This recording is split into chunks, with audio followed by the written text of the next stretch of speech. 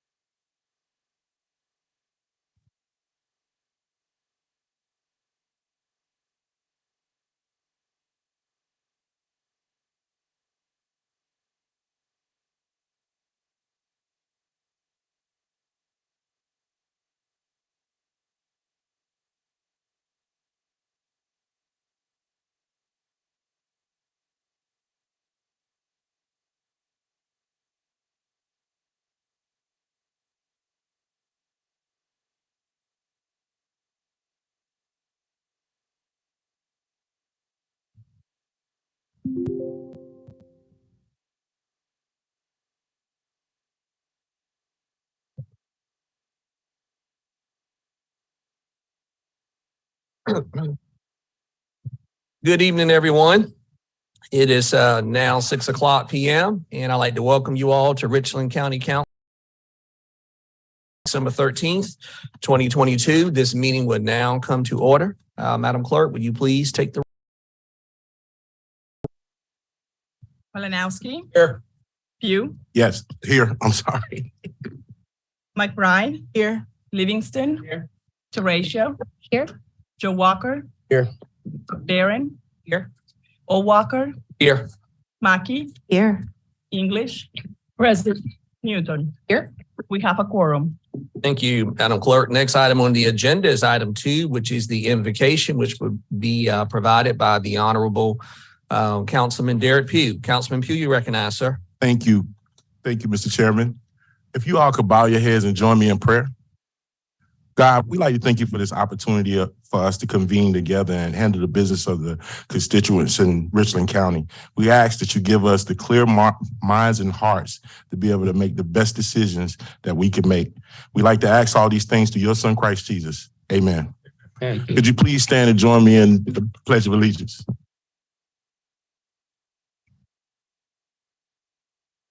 The flag of the United States of America and to the republic for which it stands, one nation, under God, indivisible, with liberty and justice. Thank you, Councilman Pugh. Next item on the agenda is item 4, which is the adoption of the agenda. Are there any changes, additions, or deletions to the agenda? Mr. Chair. You recognize Mr. Pugh? I would like to amend the agenda to add a resolution for Mr. Vince Ford. Thank you. Properly second. Or and Mr. Pugh, is that a resolution or a proclamation for Mr. Ford? It'll be a resolution, sir. Resolution for Mr. Ford. Okay. We can. All right. I'm assuming that can go on the agenda as. Can we do it as 5B? That'd be okay. All right. Any additional changes or deletions or additions to the agenda? Mr. Malinowski?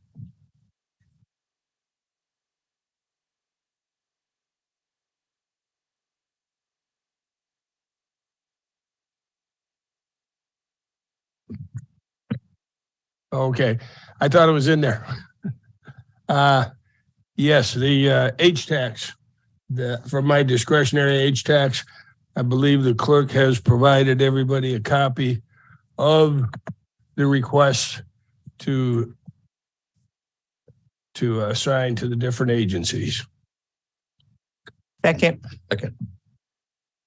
Malinowski, is my understanding? Okay, and maybe I misread the agenda. I got an email today asking to amend the agenda for the H-tax request, but the agenda I'm looking at has District 1 hospitality H-tax. It does, but there had to be some changes because a couple of the groups I put in there when finance and director Deshpande contacted them, they didn't have any projects and didn't qualify. So there were a couple others that were put in, like the Dreher High School and a couple others. Understood. So it'll still remain as 21B.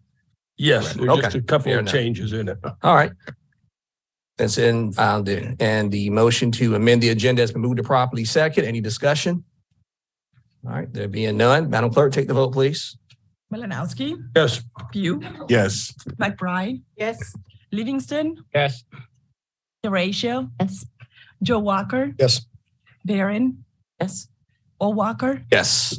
Mackey, Yes. English, Yes. Newton. Yes. Motion approved. For the record, that was a motion to adopt the agenda as amended. Next item on the agenda is item 5, presentation of proclamations. Item 5A, which is a proclamation recognizing Wayne L. Richardson's retirement. That will be given by the Honorable Derek Pugh. Councilman Pugh, you recognize.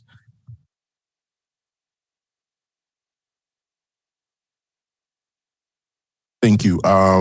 The clerk's office is going to read the proclamation.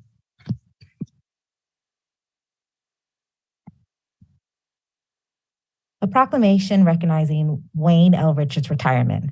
Whereas on September 11th, 1989, Wayne L. Richards was hired by Richland County Auditor's Office as the computer programmer.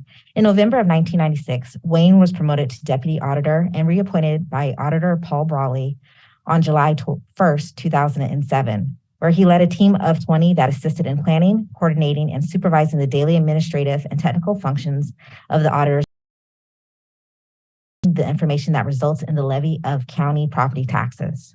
Whereas Richardson is affiliated with many state and county organizations, including the South Carolina Auditors, Treasurers, and Tax Collectors, the South Carolina Association of Assessing Officials, South Carolina Association of Countywide Elected Executives. Whereas after 33 years of service, Mr. Richardson has decided to retire from his position as the Deputy Auditor of Richland County Auditor's Office.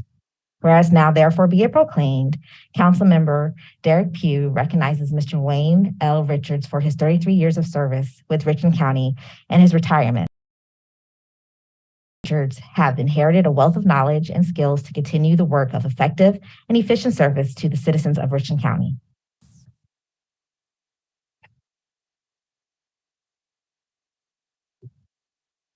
Yes.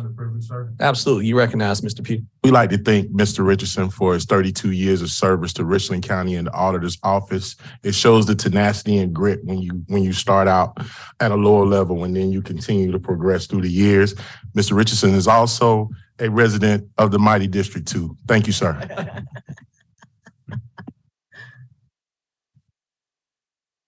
Also, if I may just recognize, Richland County's auditor, the Honorable Paul Brawley. Good to see you this evening, Mr. Auditor.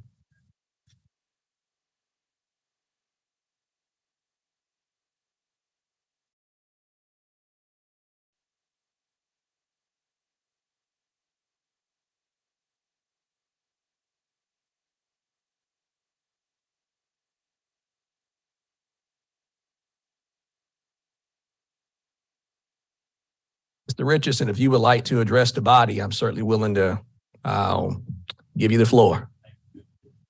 All right. Well, after 30 plus years, you've earned it. So, all right. Thank you.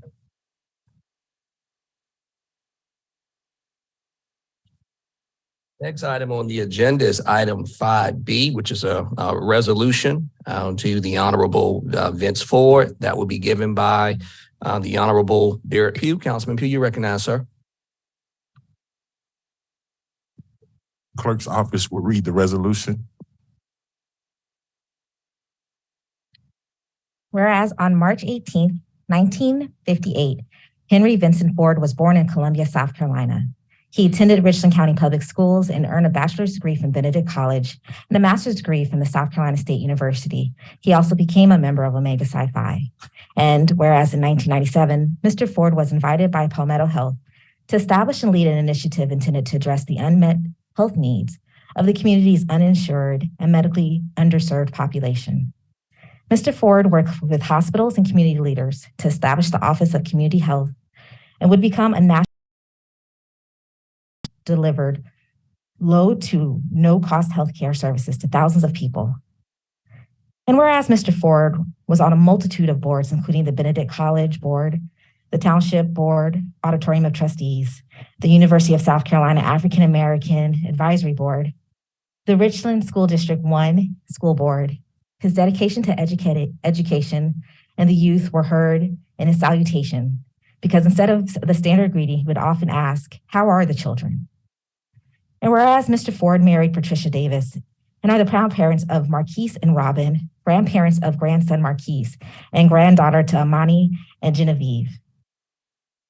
Now there be for it resolved, Richland County Council members Bill Malinowski, Derek Pugh, Yvonne McBride, Paul Livingston, Joe Walker, Gretchen Barron, Overture Walker, Jessica Mackey, Cheryl English, and Shakise Newton honor the life, Allison Teratio, honor the life and the works of Mr. Vince Ford, a man who lived a life dedicated to his community and increased the quality of life in the citizens of Richland County, a great man that changed his community for the better and will be greatly missed.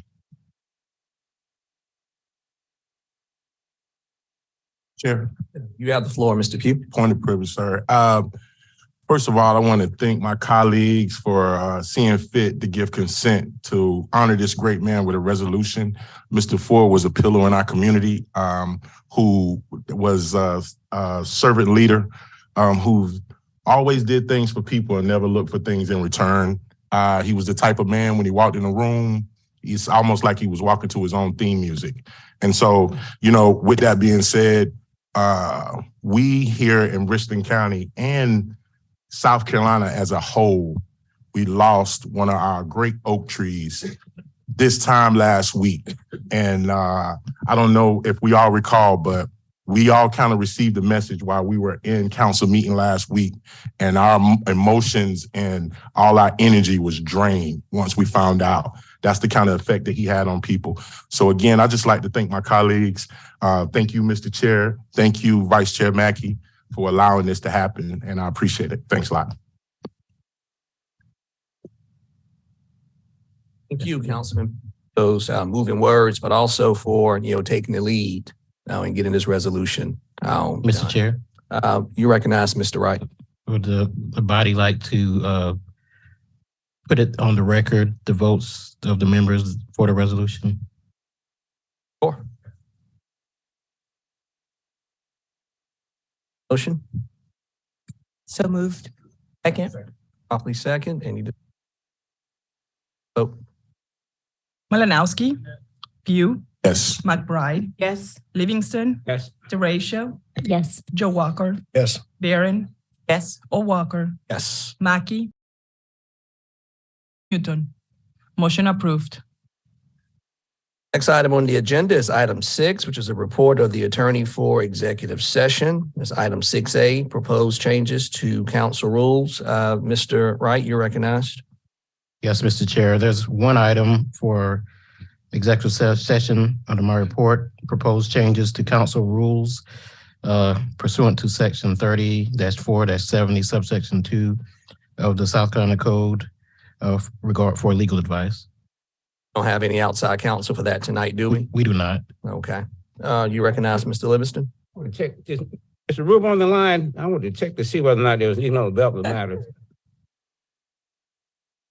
Dr. Rubel? Rube, did we not have an item that we need to go into executive session for any economic development? Okay, thank you. Thank you. Just want to double check.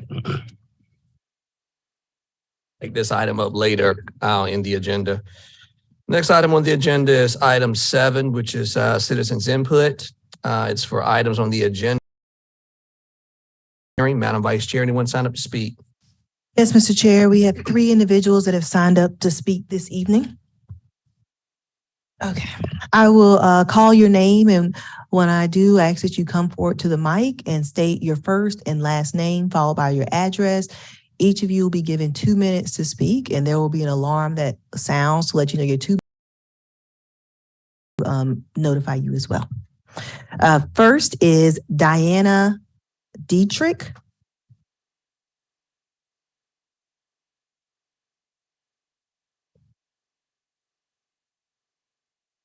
Good evening. My name is Diana Dederick, and I am a clergy member at St. Martin's in the Fields Episcopal Church on Clemson Avenue in Columbia. I am also a co-president for More Justice, an organization of 27 religiously, racially congregations representing more than 15,000 congregational members committed to addressing serious community problems. I am joined tonight by other members of More Justice, and I ask them to stand with me now. At our Nehemiah Action Assembly in April, nearly 700 of your constituents gathered to ask that a housing trust fund be a priority for County Council. We are here tonight to ask Richland County Council to establish a housing trust fund that benefits people making 50% or below of the area median income for Richland County. Assistants, EMTs, classroom instructional assistants, our detention center workers, as well as those who work at jobs that pay the minimum wage of $7.25 an hour, which, by the way, transfers before taxes for 40 hours of work. Housing is a basic human right. Individuals, families, communities, in fact, Richland County cannot thrive until this need is met. It is time for a bold solution to address the housing crisis here. With $4 million of the ARPA allocation designated to attainable housing, it is essential that these funds be allocated toward housing for those of us. Mr. Chair, excuse me, ma'am. But she obviously is requesting funding, and that is not allowed during citizens' input. You cannot be mentioning funding. I'm not. This has already been determined. You've already done it in the beginning, so. Malinowski is correct. So you cannot make a request for funding, but certainly if you want to use the remainder of your time to talk about the importance of a For years, there have been over 16,000 families in Richland County in need of safe and attainable housing. These are the working folks who are forced to make the decision between paying for rent. That is your time, ma'am. Thank you. Thank you. Okay, so just so we're clear, for the remaining two individuals, please refrain from requesting for any funding during your 2 minutes. Also, please refrain from directing your comments to any specific council member names. Next is Lovey Bluefort.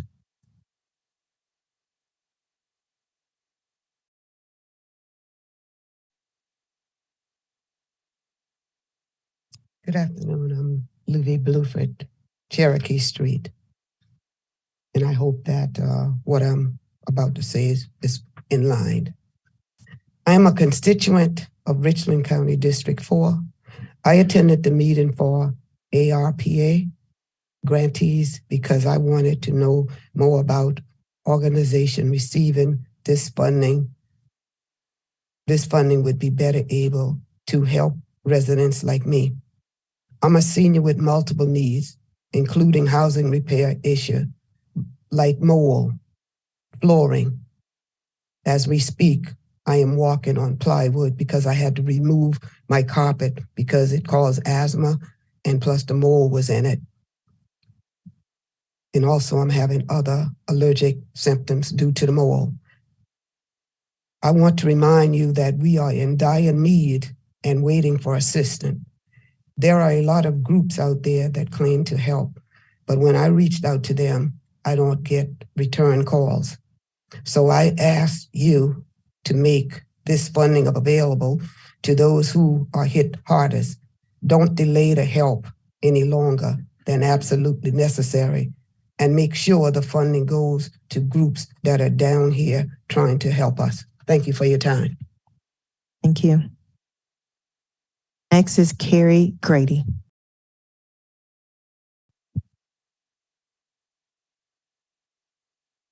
Good evening. My name is Reverend Carrie A. Grady. I'm the senior pastor of Reed Chapel African Methodist Episcopal Church, located at 704 Gabriel Street.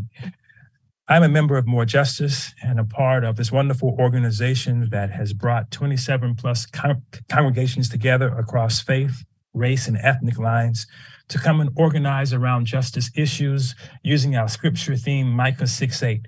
He has showed thee, O man, what is good. But what does the Lord require of thee? But to pursue justice, love mercy, and walk humbly before thy God. There is not a week as a pastor in my last 23 years as a pastor and my 8 years at Reed Chapel AME Church that I've not been bombarded with calls, emails, or texts about affordable housing.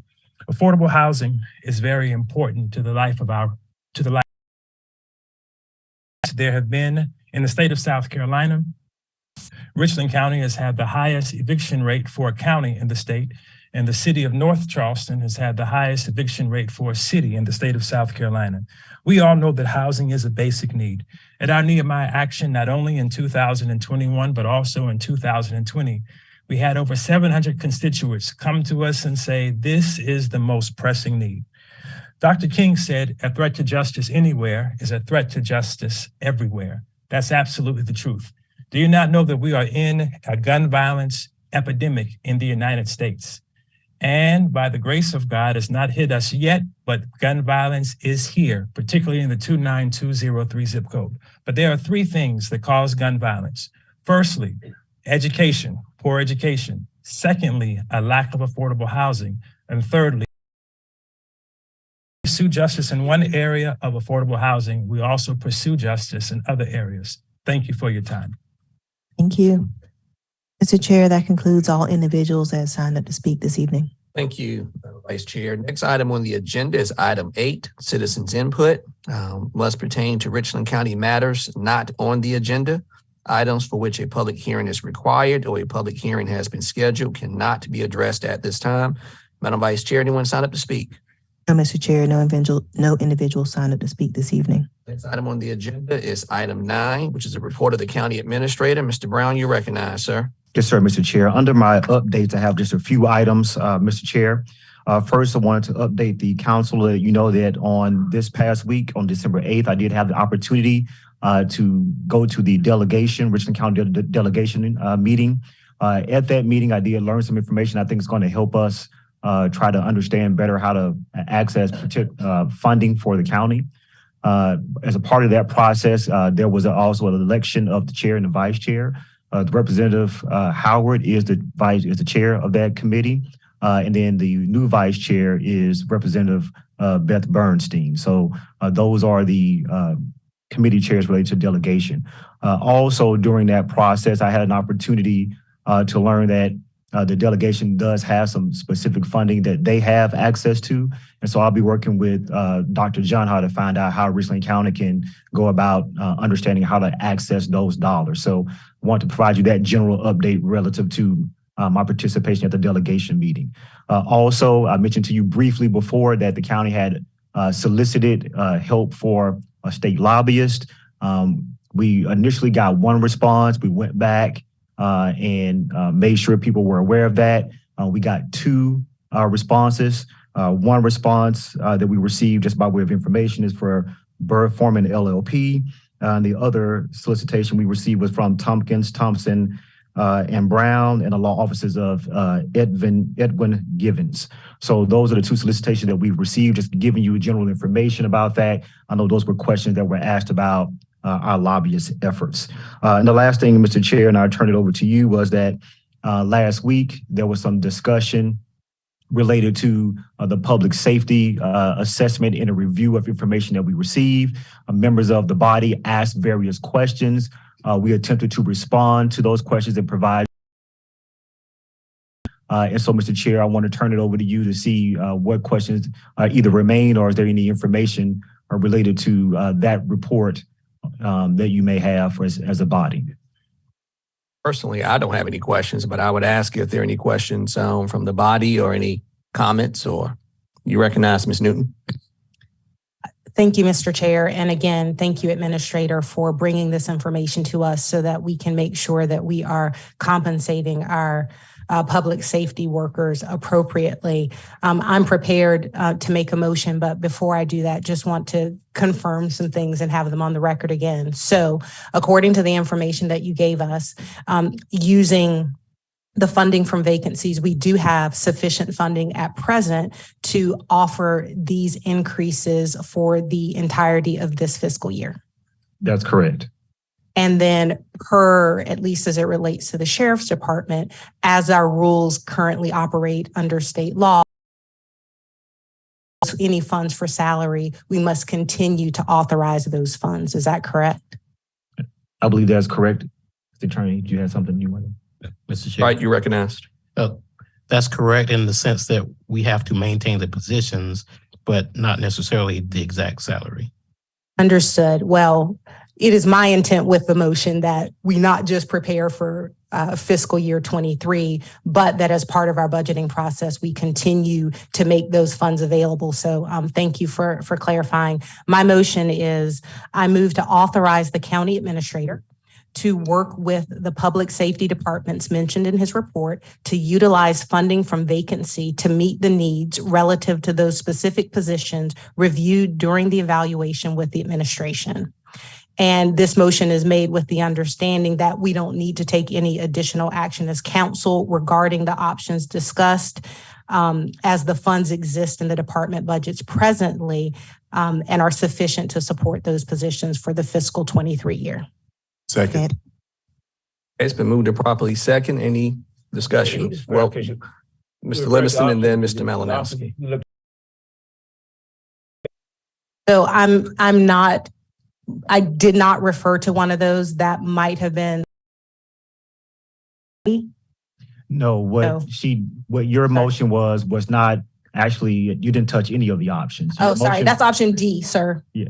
Your motion basically said that you would want the administrator to work with those agencies as discussed and reviewed within the current fiscal year budget, within the vacancy dollars that they currently have.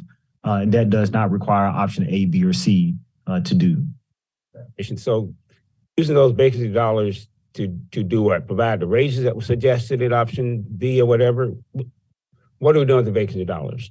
The vacancy dollars would address the raises that the organizations were seeking for their staff members, as we discussed, and that would cover through this fiscal year. That's my question. It'll cover those raises through this. That's correct. Yes, sir. Malinowski. Thank you, Mr. Chair. Something that I looked at, and the reason that I would have liked more information before this vote came up, is when you look at the figures and the two counties that are normally compared to Richland, of course, are Greenville and Charleston. And Greenville has over 100,000 more people than Richland County does. Yet Richland County has 4 times the attorneys in the public defender's office, and they also have more attorneys in the solicitor's office than Greenville. They've got like 5.5 times more. So I realize caseload comes into play. However, just being handed those now, I hadn't been able to really digest them.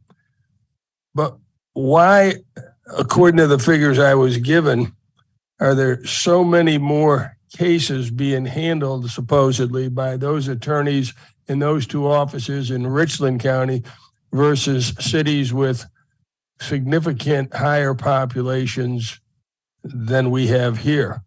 Is it something to do with the court system?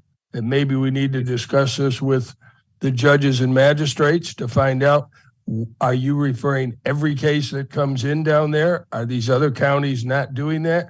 Because it just seems to be a huge difference in caseloads for populations in the others versus what we have here. And so not having all that information is a reason I won't support it, because I think we need to delve a little deeper into the background and find out, is this a financial problem internally or is the money actually needed? It's easy to always just keep saying, give them the money, give them the money. Maybe we need to streamline the offices. I don't know at this point. Thank you. Additional discussion questions, Ms. Barron, you recognized. Thank you, Mr. Chair. So I want to ask this question on the record because it was a concern of mine last week, and that is by these said departments utilizing their vacancy fund, their funds because they have vacancies. Will this also allow them to continue to hire to fill the vacancies? Or will they not be able to fill these vacancies because they're using those funds? Based on their normal vacancy rates, we believe it will be sufficient for them to both hire and fill positions with the increased amount that they're looking to pay. Recognize Ms. McBride. Chair, I'm not sure about, I was not at our last meeting. Is that the record? The same one that's coming from the administrator, or is there a difference in it? Brown. So it's a co-joined, it's part of the conversation. We put in the packet that through fiscal year 2023, which is the current year, that the information that was presented, we felt the departments could utilize their current budgets. And the options that we put in, options A, B, and C, were a general discussion about how you fund this in the future, potentially utilizing today's dollars. So in part, Ms. McBride, yes, ma'am, it addresses the fact that we acknowledge the current budget process. And then we talk to the council as a future discussion about being aware that this may require some future action given the current look that we have today. Thank you. Recognize again, Ms. Bear. Thank you. Just one further point. So I just want to also just state that as we are addressing this current budget cycle, I would like to encourage this body as well as administration. I know we're going to continue to try to address this issue moving forward, but to really not put a Band-Aid on this, but really look at a permanent fix as to how we can address this need. And I would like to see, as we starting in February with our budget work sessions, is to really, as Mr. Malinowski said, take a deeper dive to really see how we can fix this problem moving forward. And if it's a fix that we can take by using our current budget, I'm fully in support of that without us having to look at other means of raising taxes and things like that. So I'd like to see us dedicate a work session to this. Thank you. No questions, comments? The vote. Malinowski. No. Pugh. McBride. Yes. Livingston. Yes. Teratio. Yes. Walker. Yes. Barron. Yes. O'Walker. Yes. Mackey. Yes. English. Yes. Newton. Yes. Motion approved. Chair, I move to reconsider previous vote. Second. Properly second. Any discussion? Madam Clerk, take the vote. Malinowski. Pugh. No. McBride. No. Ratio. No. Joe Walker. No. Barron. No. O'Walker. No. Mackey. No. English. No. Newton. No. Motion approved. Mr. Chair, that concludes my report, sir. Thank you, Mr. Brown. Next item on the agenda is item 10, report of the Clerk of Council. Madam Clerk, you're recognized. Thank you, Chairman Walker. Just a friendly reminder to all council members of the upcoming Strategic Planning Forum update, which is going to be January the 25th to the 27th, 2023. So I'm going to be sending some emails and updates to you all that I would need to get your information as quickly as possible. So if you can please mark your calendars again for January the 25th to the 27th. That concludes my report. Thank you, Chairman. Thank you, Clerk. Next item on the agenda is item 11, which is the report of the chair. And the chair does not have any updates or announcements listed on the agenda. However, I would like to just take this time or take a point of personal privilege to acknowledge a few of our council members, beginning with our Councilwoman Newton. I'd like to congratulate Ms. Newton for recently earning the Midlands Beautiful 2022 Green Elected Official Award. Each year, this award recognizes an elected official from a municipality within keeping the Midlands beautiful service area of Richland and Lexington counties, who advocates and supports efforts to keep our communities clean, green, and enjoyable for all. Ms. Newton has been a staunch advocate for reducing litter in our county, and I know that she has coordinated several neighborhood clean sweeps in collaboration with Richland County Special Services. I believe recently the executive director for Keep the Midlands Beautiful has touted Ms. Newton's selection as a perfect example of how communities are strengthened when local government and community partners work collaboratively. So, Ms. Newton, I just want to thank you for your vital work and support in paving the way for a greener and cleaner Richland County. Thank you. And you also have the floor. Thank you, Mr. Chair, and thank you to whoever wrote that lengthy description for you to read. I appreciate all of you. And thank you to Keep the Midlands Beautiful. But mostly, I would like to say thank you to my constituents who, like me, care about our community, who, like me, came out to clean, rain or shine. And so I accept this honor, but I really accept it on behalf of my constituents of District 11. So thank you to everybody. Chairman Walker. Recognized, Madam Clerk. We have Ms. Ebony Gatson from Keep the Midlands Beautiful. She would like to be recognized. Sure. Gatson. Thank you. I'll just echo what Overture Walker just said and really laud Ms. Newton on just a tremendous effort. As we know, in the perfect world, we'd have an unlimited amount of resources to solve all the problems. But unfortunately, that's not the current state of things. And Ms. Newton is truly instrumental. She has a wealth of volunteers that truly come out because of their love for not just the Lower Richland community, but for Richland County as a whole. And I did want to note that one of her constituents was also our Richland County Adopt a Highway Group of the Year. And their group leader, he truly shows up. He's out at least 3 days a week between chemo treatments, actually, cleaning Garner's Ferry and anywhere else that he deems is needed to just get out and pick up the litter. And I'm probably preaching to the choir, but we know that there are many second and third effects of litter. So it's truly not just about the trash. It's about, the economic impact that has in our communities. And I really do thank you for uniting with us, for supporting our mission. And if there's ever a need, please feel free to reach out.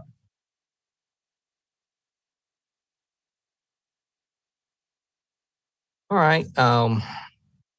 And I'm sorry. Chairman Walker, I'm sorry. She would like to also present, if that's okay. Absolutely. Thank you. Please.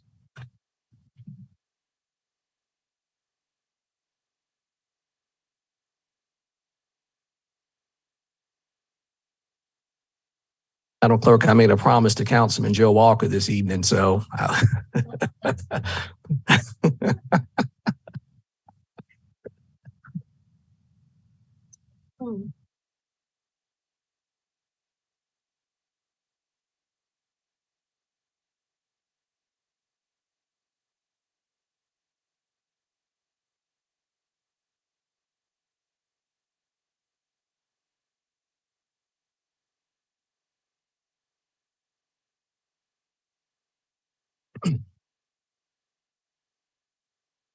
And this next point of personal privilege is for, Councilman Joe Walker and Councilman Bill Malinowski.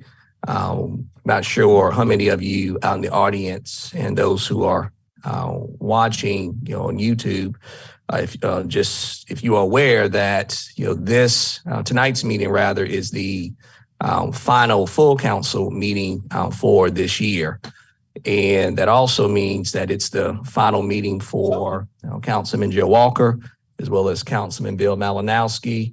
Both of these gentlemen have, served the public and have served the county with grace, with integrity.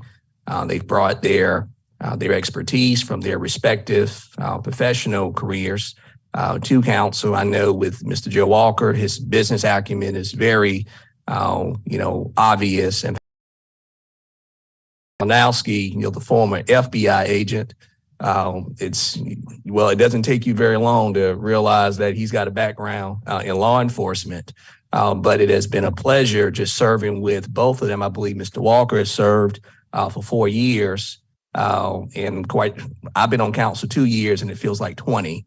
So I'm quite sure Councilman Walker at 4 years for you probably feels double the time. And Mr. Malinowski has served, I believe, for 16 years. So going on 4 terms. And so I can tell you that I'm certainly going to miss working with both of you. Oftentimes I tell people, that Richland County Council, we may be a predominantly Democratic council in terms of party affiliation, but this is a very apolitical council. We're not a hyperpartisan council. This is a council where Democrats and Republicans, we work together for the greater good, and we all understand that government has to work. I enjoy my exchanges with Councilman Joe Walker, our private conversations about issues. I enjoy my private conversations with Mr. Malinowski, and I always learn something from both of them, to be quite honest with you. And so I'm going to miss you as colleagues. I'm also going to miss you as friends. I hope that this is not the last time I hear from either one of you. I believe Mr. Malinowski has always warned me that he's already warned me rather that he will be watching the meetings and perhaps shooting me the occasional text message whenever someone has may have encroached upon one of council's rules. But again, you will be missed. Thank you for your service to the county. And Mr. Malinowski, I can just tell you, as a practicing attorney, I can appreciate someone who knows how to frame the debate. And one of the things I've always admired about you is you know how to frame the argument, even when I disagree with you. But at the same time, I have to respect the position that you take and the manner in which you articulate it. Councilman Walker, who I often refer to as my other brother, he is a man of few words, but when he does say something, he's to the point, and it has a lot of meaning. So again, I'm going to miss you both. I'm going to turn the floor over to any of my colleagues who wish to, give remarks, or for those of you who've served with Mr. Malinowski and Councilman Walker longer than I have. You recognize Mr. Pugh and then Ms. Barron. All right, thank you. Mr. Livingston. Thank you, Mr. Chair. Well, first of all, I'd like to thank both of you gentlemen for your service. Mr. Malinowski, I appreciate you for keeping us in order and the fine-tooth comb and bring things to our attention. It's well needed. Most of the time you keep us out of a lot of trouble. So I really appreciate you. Joe, I appreciate you for holding down that side of the dais when it's time, when people start rambling a little bit. We both look at each other and we get them in order. I'm going to miss that. And I'm sure our friendships will continue outside of here because we've all made a valid effort to make sure that we build a real relationship, just not something that we was put together. I think we've all had conversations, and I'm looking forward to a continued relationship with the both of you gentlemen. Thank you. Aaron? Thank you, Mr. Chair. Mr. Joe Walker, I appreciate your service and I thank you so much. While I didn't have a lot of opportunities personally to serve with you, I definitely respect your principle and your integrity. Thank you for your service. But to my hero on this council, which is so funny for me to say it, because I think he's a man of principle, a man of integrity, and somebody who, at the end of the day, you don't have to guess what he's thinking. He's going to come right out, and I can appreciate anyone who you can see coming, and I don't have to worry about looking behind me. So, Mr. Malinowski, we're going to miss you. We appreciate your leadership. We thank you for everything you taught us on that Rules Committee. We had our last Rules Committee meeting today, and we're just happy to say that we're all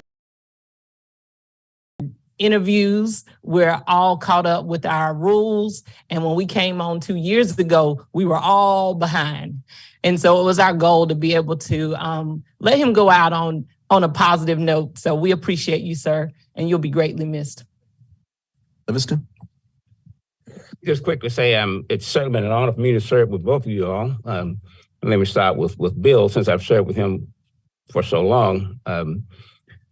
I notice how many of y'all, oftentimes, when Bill is going through dotting all the I's and so forth, I'm sitting being really quiet, and saying, okay, Bill, I'll wait until you get through, because I knew what to expect.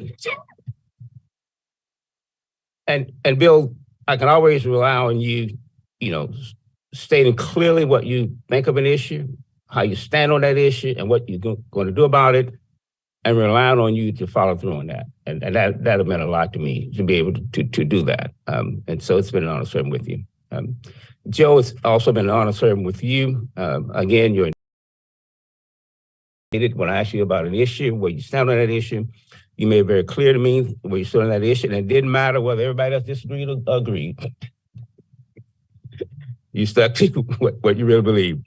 Now, this is not my last time, I'm not saying goodbye, because I certainly will be calling on both of you all in the future. I think we can still benefit from your talents and experiences and so forth. So don't be surprised when you get a phone call from me. Questions or comments? Ms. Newton? Just briefly, thank you.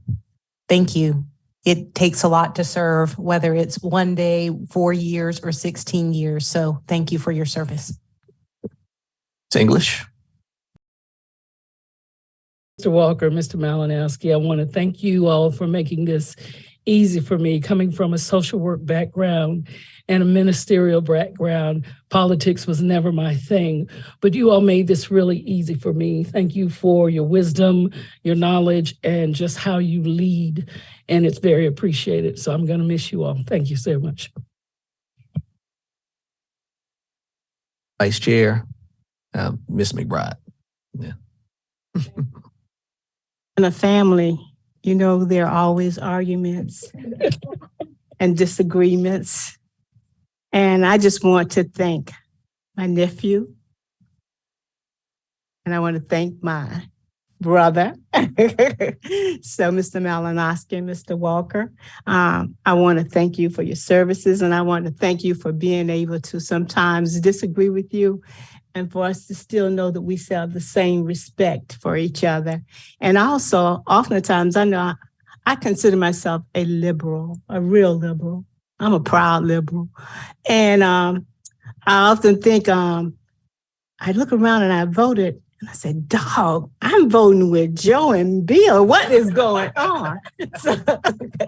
So that means that we do work together, Mr. Chair.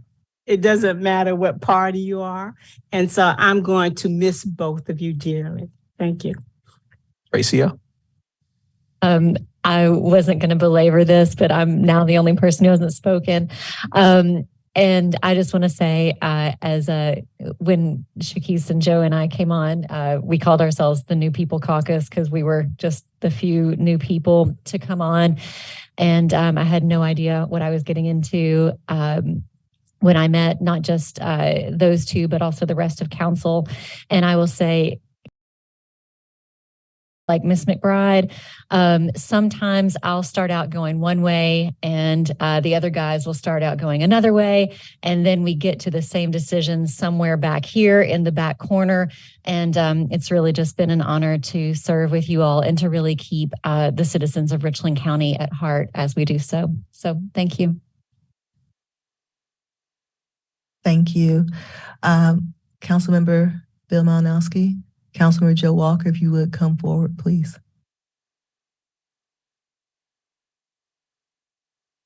Oh, okay. Sure.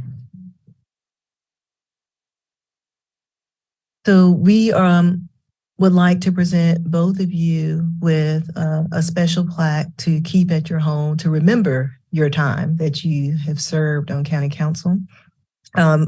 Richland County Council presents William Bill Malinowski, Councilmember District 1, in appreciation of his years of public service to Richland County from 2007 to 2022.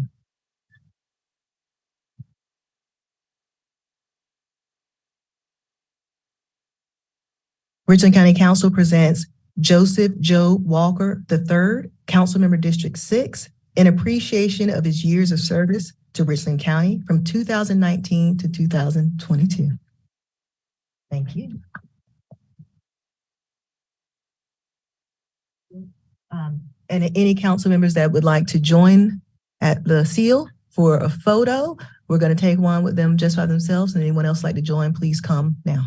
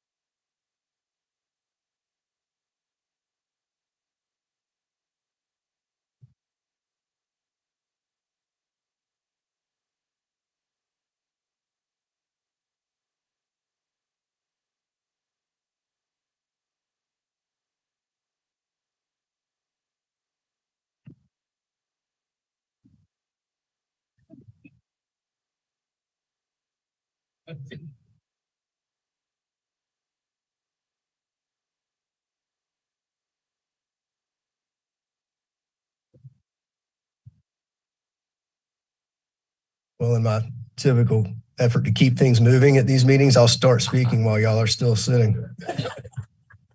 I'm grateful. I'm humbled. The opportunity to serve is something that I cherish. I've done it before through military service. I seek opportunities to do it. And this has been an extremely special one for me. Much like the military, I was put in a position here where I got to enjoy friendships and relationships that I otherwise wouldn't. And that to me is what it's all about, creating relationships for my colleagues, to administration and the staff.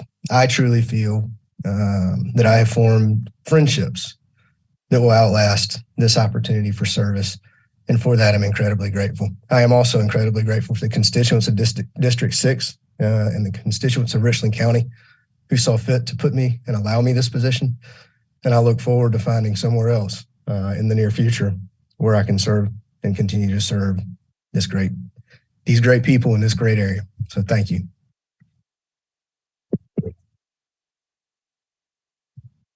All right, Mr. Malinowski, you got to top that.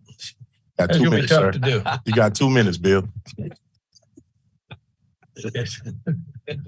I would No also like request to, for money, Mr. Malinowski. I'd like no to- request for money.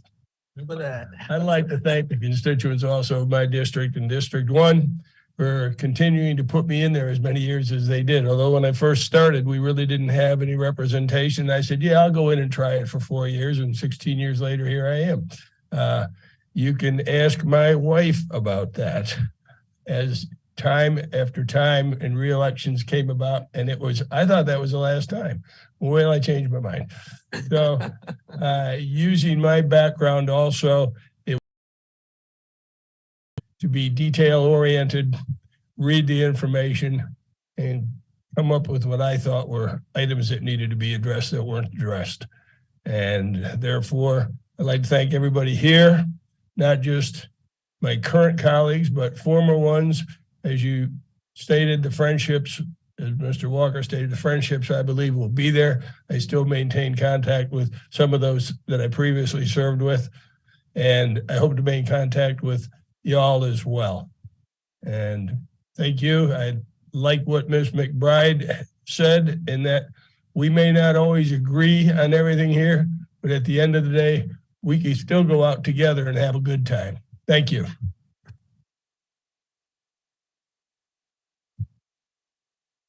I just want to leave my money here. Mr.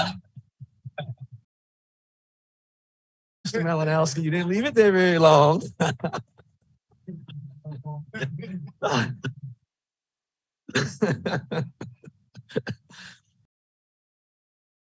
The report of the chair. Next item on the agenda is item 12, which is our open and closed public hearings. Item 12A, authorizing the execution and delivery of a fee in lieu of ad valorem taxes agreement by and between Richland County, South Carolina and Hurst Construction, Products North America, Inc. and Husqvarna Professional Products, Inc. to provide for payment of a fee in lieu of taxes, authorizing certain infrastructure credits and other related matters. That public hearing is now open. Madam Vice Chair, anyone sign up to speak? No, Mr. Chair. The public hearing is now closed. Next item on the agenda is item 12B, authorizing the 7 Corridor Regional Industrial Park, jointly developed with Fairfield County to include certain property located in Richland County, the execution and delivery of a public infrastructure credit agreement to provide for public infrastructure credits to GSM of North Main LLC and Peak Drift Beverages LLC and other related matters. That public hearing is now open. Madam Vice Chair, anyone sign up to speak? No, Mr. Chair. And that public hearing is now closed. Next item on the agenda is item 12C, authorizing the expansion of the boundaries of the I-77 Corridor Regional Industrial Park, jointly developed with Fairfield County to include certain property located in Richland County, the execution and delivery of a public infrastructure credit agreement to provide for public infrastructure credits to Cross Point at Killian LLC, a company previously identified as Project Green Arrow, and other related matters. That public hearing is now open. Madam Vice Chair, anyone sign up to speak? No, Mr. Chair. That public hearing is now closed. Next item on the agenda is authorizing the execution and delivery of a fee in lieu of ad valorem taxes agreement by and between Richland County, South Carolina and Project Golden Eagle to provide for payment of a fee in lieu of taxes, authorizing certain infrastructure credits and other related matters. That public hearing is now open. Madam Vice Chair, anyone sign up to speak? No, Mr. Chair. That public hearing is now closed. Next, you recognize Ms. Tracio? State for the public record that this item is still under its project name rather than the actual name of the company, and that the public would not have an opportunity to know who or where this company is going to be located, and therefore would not be able to make an informed decision about whether they would like to come and speak or not. Director, I get to Director Rubel. Mr. Malinowski, you recognize? Yeah, Mr. Chair, I was going to ask Director Rubel when it came time for this is the way it is, but I guess, do you want to do it now or wait till? So we were thinking alike, Mr. Racio. Yes, sir. Thank you. Recognize Director Rubel. Thank you. As you know, with most economic development projects, the company is relying not just on incentives from the county, but also from the state of South Carolina.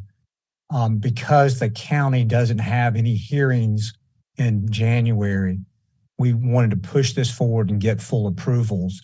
However, the state they have a separate process. Their approvals will come during January. Our hope is to be able to announce a project in late January. They asked us to keep their identification confidential and hold that until the state approvals have occurred. Our attorneys have advised us that we can keep the name of the company confidential until the third reading documents are executed. We plan on approving, we hope to approve tonight, but we don't plan on executing until the full approval process is completed. I think council has been briefed on the project, so you know all the details to it. The public has essential details. The identity of the company doesn't add a lot of context to the public discourse. I would defer to Ray Jones, our out-of-house counsel, if council has any further questions. Racio, that's your concern. Thank you, Ed. Yes, I just wanted that to be addressed for the record. It looks like Mr. Jones is conferring with our attorney, so we'll see if I'll just pause for a moment.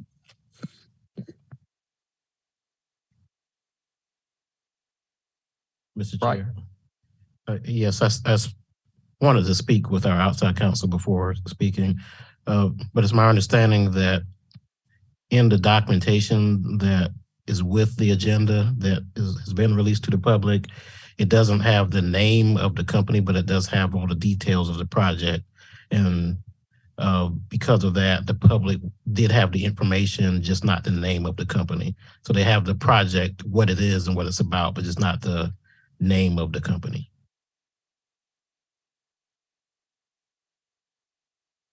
Ratio, is that sufficient? Thank you. That's all for me. All right, Mr. Malinowski. All right.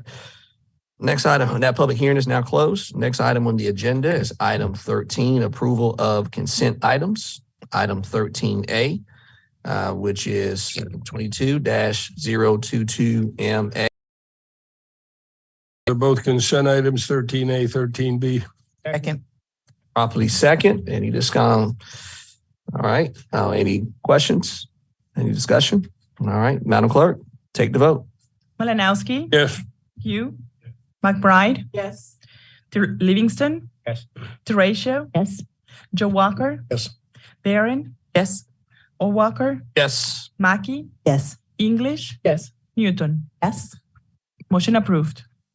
Next item on the agenda is item 14, third reading items. 14A, authorizing the execution and delivery of a fee in lieu of ad valorem taxes agreement by and between Richland County, South Carolina, and Husqvarna Construction Products, North America, Inc., and Husqvarna Professional Products, Inc., to provide for payment of a fee in lieu of taxes, authorizing certain infrastructure credits and other related matters. I entertain a motion. Mr. Chair. Second. Properly second. Any discussion? There being none, Madam Clerk, take the vote. Malinowski. Yes. Pugh. Yes. McBride. Yes. Livingston. Teratio. Yes. Joe Walker. Yes.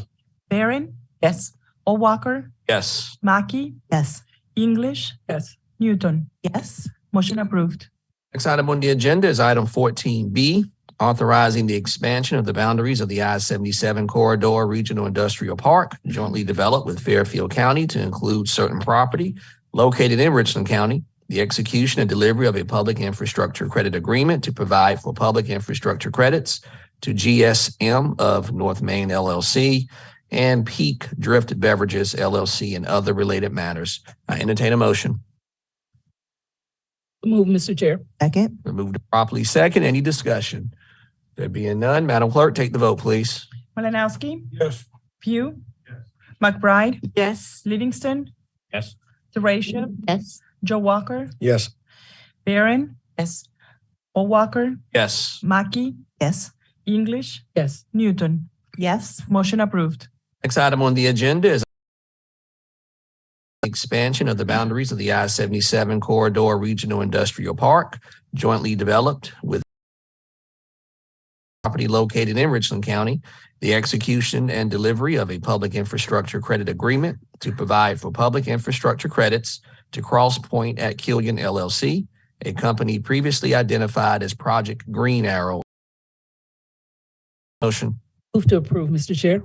Second. Moved properly second. Any discussion? There being none, Madam Clerk, take the vote, please. Malinowski. Yes. Pugh. Yes. McBride. Yes. Livingston. Yes. Teratio. Yes. Joe Walker.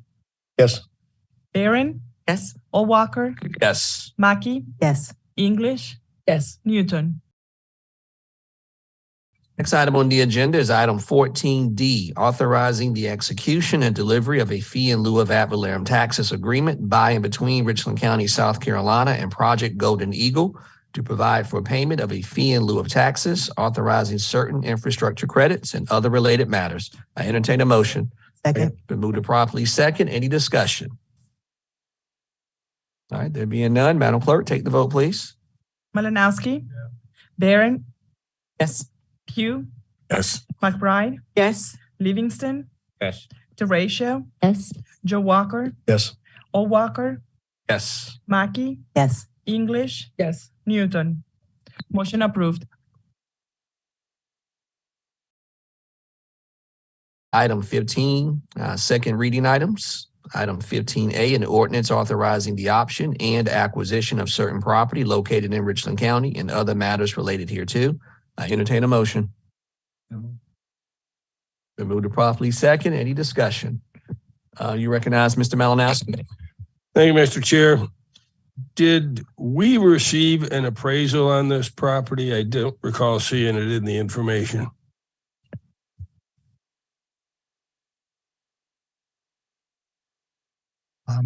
We arrived at the option price through comparison of other properties purchased and sold in that area. So it was done through consultation with several brokers. Okay, and the map, this is the map for that property. Yes, sir. Now, unless it's, I guess normally in the past, blue was some type of wetlands. Is that what this is? Or is that a different, because we don't have a legend on there. Yes, sir. The blue is dry, the green is wet. Blue is dry. Okay. And just as a background, so this is a piece of property that's coming on the market. The state offers grant money in order to do due diligence on the property. We're not committing to buy the property. We're simply asking to put the property under an option for 5 years so that we can go out and do due diligence on the property and better understand the proper use of the property, whether it has an industrial use or whether it be better served as commercial or residential. And the last thing is, I mentioned it last week as far as the notification being mailed, but there's been no change in here that we need to describe how that mailing takes place to make sure it's of a sufficient nature that we don't get burned by somebody saying they didn't get it in the mail. Yes, sir. Thank you. Thank you, Mr. Chair. Additional discussion or questions? There being none, Madam Clerk, take the vote. Malinowski, Yes. Pugh, Yes. McBride, Yes. Livingston, Yes. DeRatio, Yes. Joe Walker, Yes. Barron, Yes. Walker, Yes. Mackey, Yes. English, Yes. Newton. Motion approved. Next item on the agenda is item 15B, authorizing the First Amendment of that certain fee agreement by and between Richland County, South Carolina, and Eastover Solar, LLC, relating to, without limitation, the further investment of the project, the increase of the phase termination date, and an update to the fee payment schedule and amount and other related matters. I entertain a motion. It's moved to properly second. Any discussion? There being none, Madam Clerk, take the vote. Malinowski, Yes. Pugh, Yes. McBride, Yes. Livingston, Yes. DeRatio, Yes. Joe Walker, Yes. Barron, Yes. Walker, Yes. Mackey, Yes. English, Yes. Newton. Yes. Motion approved. Next item on the agenda is item 16, which is a report of the Economic Development Committee that will be provided by the Honorable Paul Livingston. Mr. Livingston, you recognize, sir. Thank you, Mr. Chair. Item 16, A, authorizing formation for economic development, approving a concept document setting forth the goals of such partnership matters. You notice on page 7, I think it's 73 in your packet, there's a resolution reference a public-private partnership. You may recall this was an item that we discussed at our retreat almost a year ago. And what's behind that resolution is a concept document. And what's before us now is not developing a partnership, but just simply phase one in terms of the concept, and so we can move forward. And the committee's recommendation was for approval. All right, you've heard the recommendations of the committee. Any comments or questions? You recognize Ms. McBride? Concept. So it has no legal binding rules that we would have to go through with the public-private partnership. Is that correct? Whoever. Mr. Wright, well, Mr. Livingston. Someone could explain just the phases and where we are now in terms of development of partnership. Mr. Wright or Mr. Jones, your call, Mr. Wright. Well, for the resolution basically is something as a document stating what the council's intent is as far as creating or potentially creating a public-private partnership. So what the resolution does is put on the record what county council has determined they want to do and move towards. As far as once all the documents and everything becomes more formal and you have more concrete things regarding it, all that would come back before council, but a resolution does put in place what the plan is. You have the floor, Ms. McBride. So is this resolution required, or could we have developed a concept and then brought that concept back before for approval? I think, Mr. Chair, I think in order to get started, to go through the process, there needs to be a declaration of council to do it, to start the process. I just want to make sure it's just like reviewing and are looking at a process.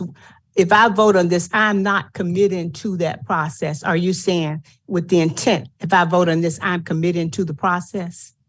It's a commitment to start the process. Yes, it doesn't mean that you have to stick to it in the future. You can always come back and say, the body council can come back and change it or determine that, okay, well, we don't want to complete it. But yes, this is a commitment to start the process. So I'm seeing it as to continue the vetting of the concept.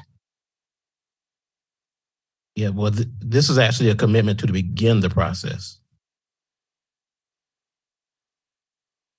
Right. So would I be accurate in saying that if the body voted yay on this tonight, this is really a commitment to start, not finalize the process? Would that be more accurate? It starts the process. It doesn't finalize the process. Right. Any documents that are created, any agreements, all of that must come before council. Council still would have to make decisions as we go through the process, right? Correct. All right. Ms. McBride, anything additional? No, I just wanted to make clear so that when we come back, if we move further, the concept in the beginning. I just wanted to make that clear. Absolutely. Yes. Ms. Newton, and then Mr. Malinowski, and then Ms. Barron. Thank you. In line with that understanding, we're just setting up the structure this item tonight, but did want to state for the record that I support the idea of a public-private partnership, and I will be a full participant as we continue to flesh this out. I just told everybody when they called me that the 2 weeks that they gave me wasn't going to be enough for me to raise all bring more, but I do appreciate the idea and concept, but I'm not ready to say, yeah, let's start this process as outlined here. Thank you. Malinowski, and then Ms. Barron. Thank you, Mr. Chair. I, like Ms. Newton, have some concerns about this. First off, it says a partnership, but it doesn't tell us who the partnership is with. We got any idea who it's with? Right. Oh, yes. Mr. Chair, Mr. Malinowski, it's basically what would happen is it's creating a corporation. There would be a created corporation where and there'll be private parties that are also part of the board. So it's a creation of an entity to work to try to do things for economic development. So the partnership will be with Richland County government and this private entity that county council actually picks board members for, and some county council members will be would actually be board members.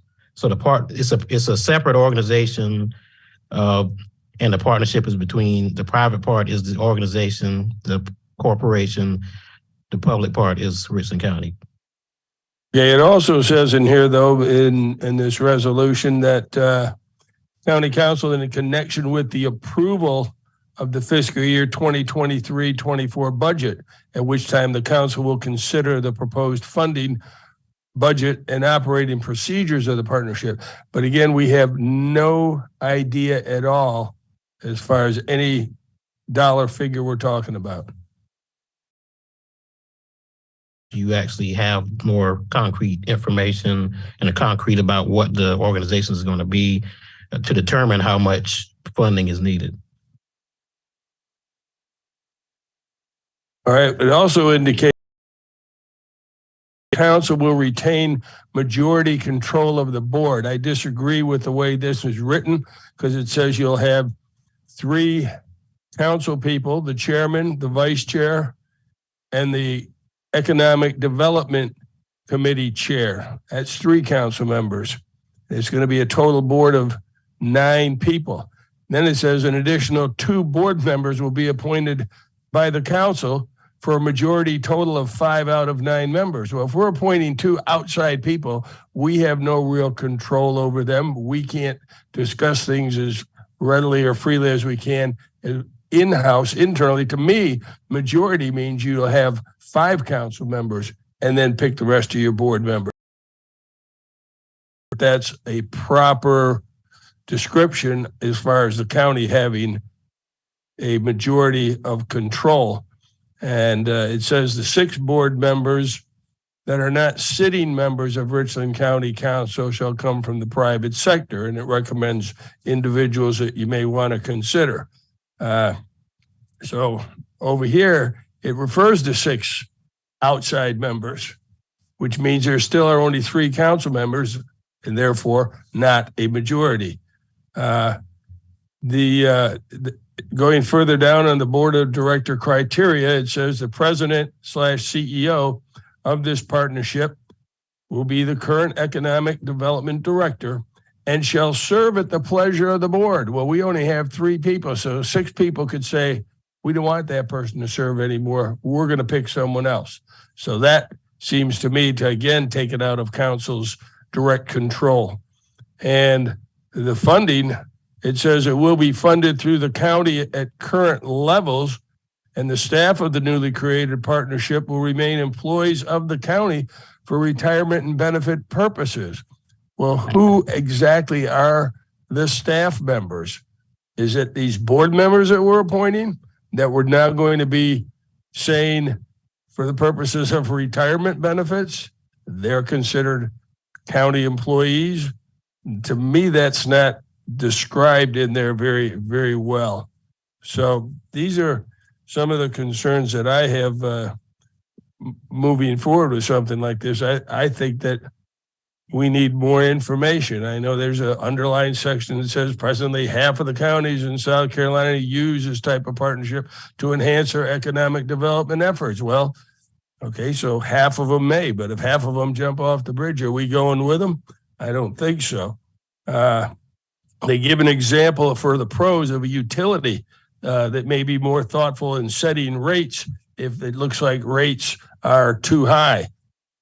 But it's my understanding that utility rates are set by the Public Service Commission. So I don't see how this is a good example because an individual on the board can't really have an effect.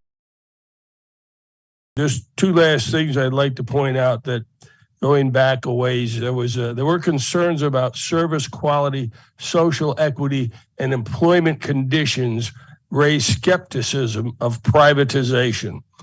Although studies do not provide clear evidence of the costs and benefits of privatization, public perception and pressure for improved government efficiency will keep privatization on the government agenda. In March of 2010, the Obama administration published a draft guidance which defined the kind of work that must be done in-house and what can be done by contractors. And there were concerns that the government may be outsourcing work that should be left up to the government and not brought into private individuals' hands for handling. The core of that draft guidance was published by the Office of Federal Procurement Policy, is that the more critical a function is, the greater the need for internal capability to maintain control of the agency's mission and operations. And I therefore feel that we need a whole lot more information before we should even begin thinking about this. Thank you. Mr. Chair. Recognized, Mr. Wright. Yes. Well, first thing is regarding the 3 council members being a part. You can't have the majority of the board as council members because it's a separate organization. It's not county council. It's not Richland County government. It's a separate organization that's created for the benefit of Richland County, but it's a separate organization. You can part of it, which that's why they have the number 3, but county council gets the ability to appoint other members. So I think that's why the term was used as for regarding county council has the authority. So it's similar to the Richland Health and what's now Prisma, the board we don't control the board, but they pick the members of the board. So part of the authority is picking the members. But with this one, there actually will be council members that are on the board. And regarding one of the benefits of it is that there are certain things that as a governmental entity, you can't do that a private organization can do. But its purpose is for the benefit of the county. So the benefit of having this type of organization is that it's a private entity that can do things that private entities can do that doesn't have the restrictions that as a governmental entity that we have.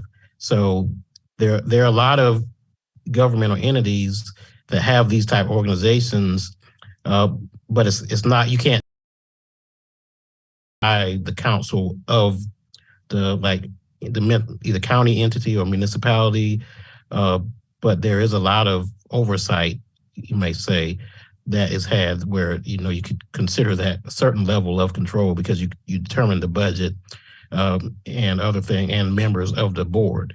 But there are certain things such as fundraising, such as reaching out to other organizations, such as spending. There are a number of things that they can do that Richland County government cannot do because of the legal limitations. So that's the benefit of it. Aaron.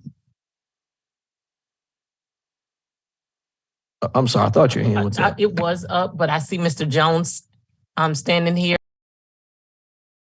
Say something. I definitely want to hear what you have to say. Anything you want to add to what Mr. Wright has said, Mr. Jones? Yes. Thank you, James. There we go. I'm Ray Jones with Parker Poe. We've been working with the county for years on economic development. I just wanted to offer a few additional thoughts. I thought Mr. Wright very accurately captured some of the things we've been trying to work into this document. And I also wanted just to point out that this effort, I certainly recognize that some of you have been part of conversations, but at least in my calendar, this started about 5 years ago. This conversation has been going on in Richland County for at least 5 years. And the reason it's been going on is because Richland County, looking around at highly successful in economic development, I think recognizes that the ability to leverage private input and private dollars for the benefit of the citizens of the county is a competitive move that places like Charleston and Greenville and Beaufort and other places and Anderson and lots of others that they have undertaken. So to suggest that we just need to do it because they're doing it, absolutely not. In fact, if you look at the bylaws that we're starting to work through, if you look at some of the concepts in this document that we're starting to work through, they're distinctively Richland County focused. First, the group that you visited at your retreat back in, January of last year, the Greenville Area Development Corporation, County Council does not have the same degree of that organization that our County Council would have of that organization, or this organization. So we think that's important. The second thing we think is important is that this organization reflect the culture and diversity of our county. So that's why we think it's to appoint additional members so that it has 5 of the 9. The final thing, and I'll just, when I say final for this evening, because there's lots of work to be done on this, folks. And I'll have to tell you, I'm the one who said, why would we go any further with this until the county council had an opportunity to weigh in? Why would we spend any more time, money, or anything else until the county council says, yes, we like the concept, now go work on it and bring back additional information. So that's the intent of this evening. And I know several of you have raised good points about things we need to look at. That's input that we want. I just want to be clear. But in terms of control, I'll leave you with this thought, Mr. Chair, and then I'll take any questions. Intentionally going to be a county-funded organization. Should it come to pass, it will also be a privately funded organization. Most economic development organizations of this kind are majority funded by public sector sources. And if this council, that this organization that it's created, that tonight might be the basis, it might not be. But if the county council ever determines that this organization is not accomplishing what the corporation is supposed to do, it cannot fund it. It absolutely has the control, always, every year, every budget, to determine whether or not the organization is deserving of the county's investment. And from where I sit as your representative, that is the greatest degree of control. So I just wanted to offer those thoughts. I'm ready now, sir. So Mr. Aaron, then Mr. Livingston, and then Ms. Mackey. Thank you, Mr. Jones, for enlightening us further. So I do have a question, and I don't know if it's for Mr. Livingston or legal counsel, and that is a lot of the questions that Mr. Malinowski raised tonight, and some concerns from Ms. McBride and others. There was a conversation about really fleshing some things out. When's the time, when or where does that take place? Does that take place in economic development committee? Is it a work session? Where does that take place? Because I know it's a concept and I'm fine with the concept. And I'll be honest with you, prior to getting initial information and really sitting down with your team, Mr. Jones, I was no way, no how. But I have a better understanding of where we're going with this. And so I support the concept, but the details does give me concern and pause. And so tonight, if I'm taking a vote for a concept that you're saying to me, we are going to flesh out as a team, as a council, whether it's in our strategic retreat, through a work session. I think that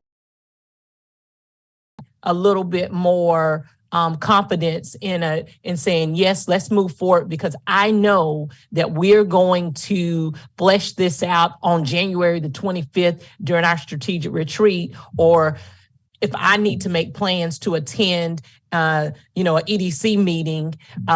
So can help us talks about phases and all of those things. That might just give us a little more comfort of knowing what the path is. Mr. Chair, Ms. Barron, I think what it is, and I think that part of the issue is that there are certain things that have been done in the past that was kind of done in the reverse order that it should be. The first step is getting council to okay doing things. It's kind of like when we do contracts and things. The first step is council authorizing, say, the administrator to negotiate, not going through months of work and doing all this and then coming to council and council then said, oh, well, we don't want to do that. It's supposed to be, how it should be is that council gives the authorization to start the process. We go through the process, you work it out, you go through all these things. And then once it's the process, you've kind of fleshed things out, then it comes back to council for approval for what you've worked through. So this is just step one in council authorizing to begin the process. So that's the correct way to do it, is council gives this mandate.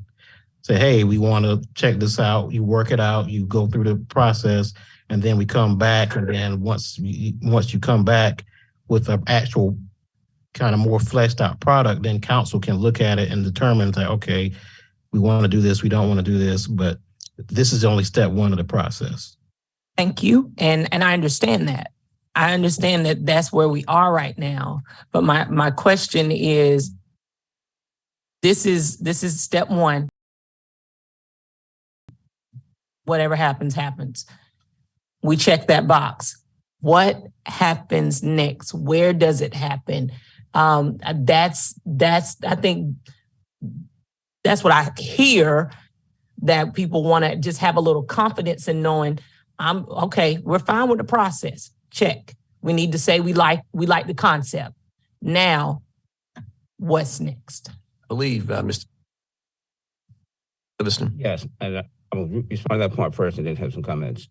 If you notice on page 173, it clearly says in section 2, the county authorizes and directs the county administrator and the economic development committee to develop and undertake the next phase of the partnership in order to fulfill the concept document and to present such further information to the county in connection with consideration for county approval and so forth. So the idea would be the administrator go to the committee discuss it, and about the committee may even ask for a work session for council. You're going through all of that before we get to where we're going.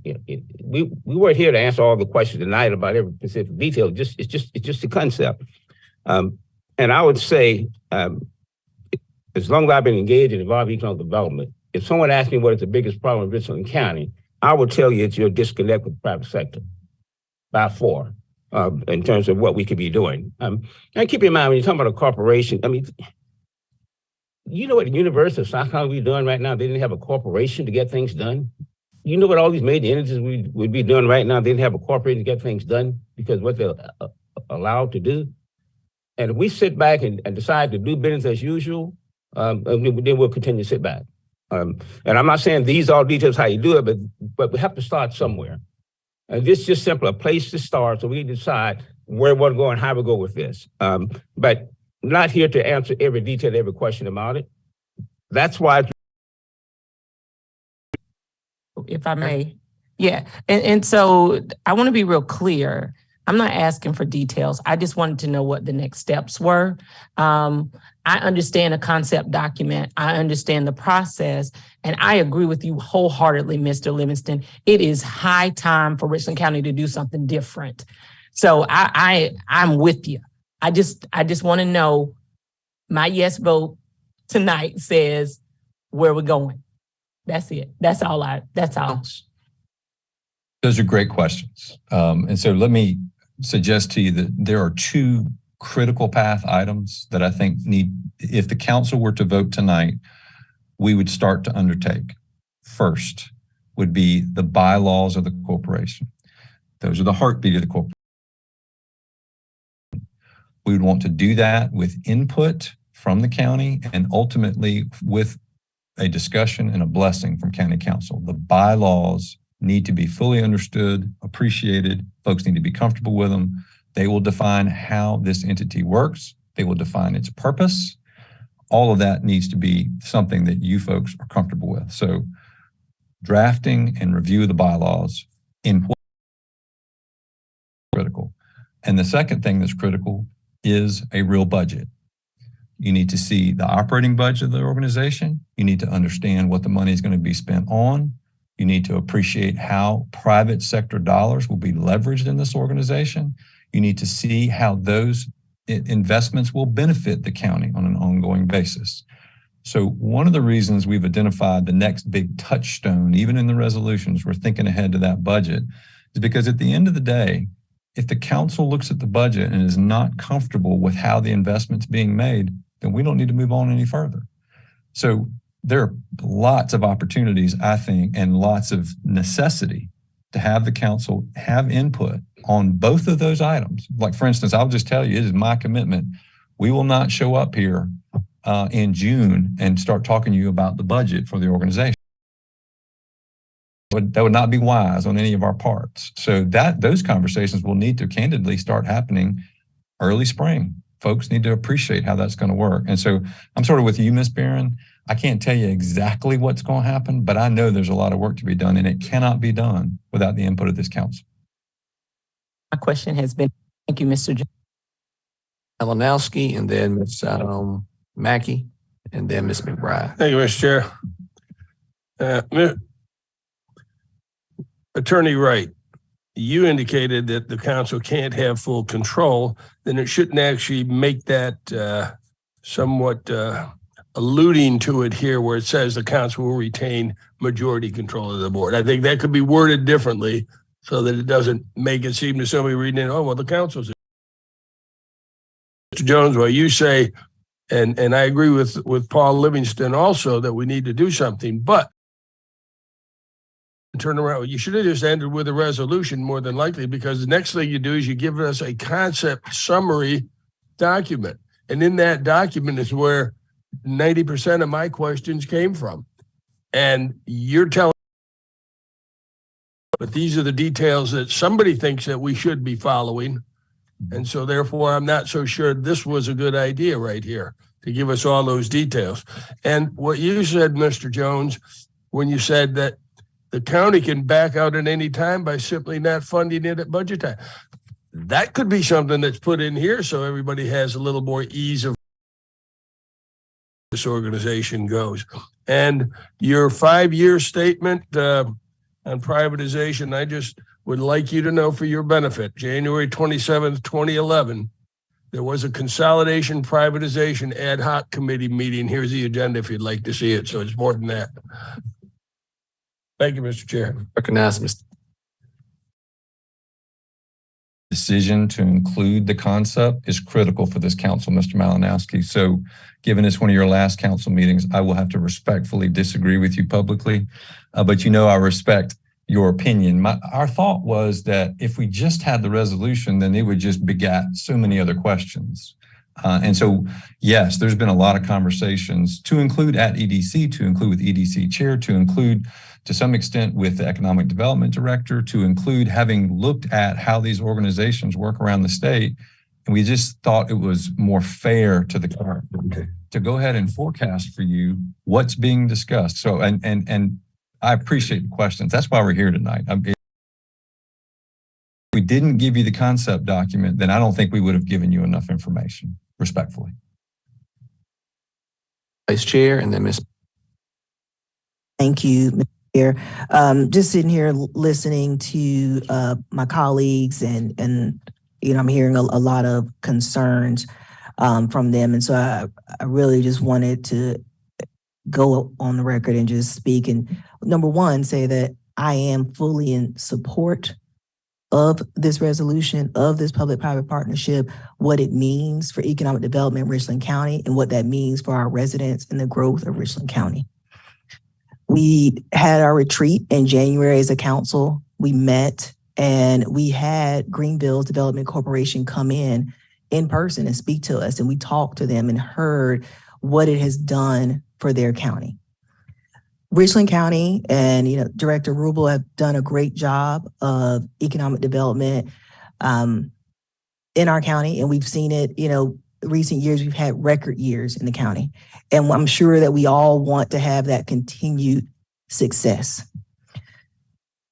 At our retreat in January, we also had a strategic planning session where we all worked together and we came up with goals and ideas and initiatives that we supported and wanted to actually develop a plan to move Richland County forward. We all agreed as a body that that's where we wanted to go. We wanted to move forward and we wanted to have these new ideas set in place. And one of those ideas was this economic development piece. It was this public-private partnership. In addition, they've had a separate strategic plan that they had a consultant come in and develop for them that has laid out goals that we have been working on our economic development office. That strategic plan also included the public-private partnership. This concept has been discussed in economic development committee meetings. Every council member has been contacted by Mr. Ray Jones' team to talk about this concept, whether it be by email, by phone, by meetings, and had opportunities to provide their comments, their feedbacks, their questions. And so it has not been done lightly, but it is something that we said that we wanted to do to move Richland County forward. And so I am fully in support of this idea. And I encourage all my council members, if we want to do what we say we're going to do and be committed to economic development in Richland County, like we said we were, to follow the goals that we've set in our strategic plan and truly start moving forward, then we need to do that and show our intent tonight to the public, to the community, to business owners, that we actually mean when we say we want to move things forward, that we are.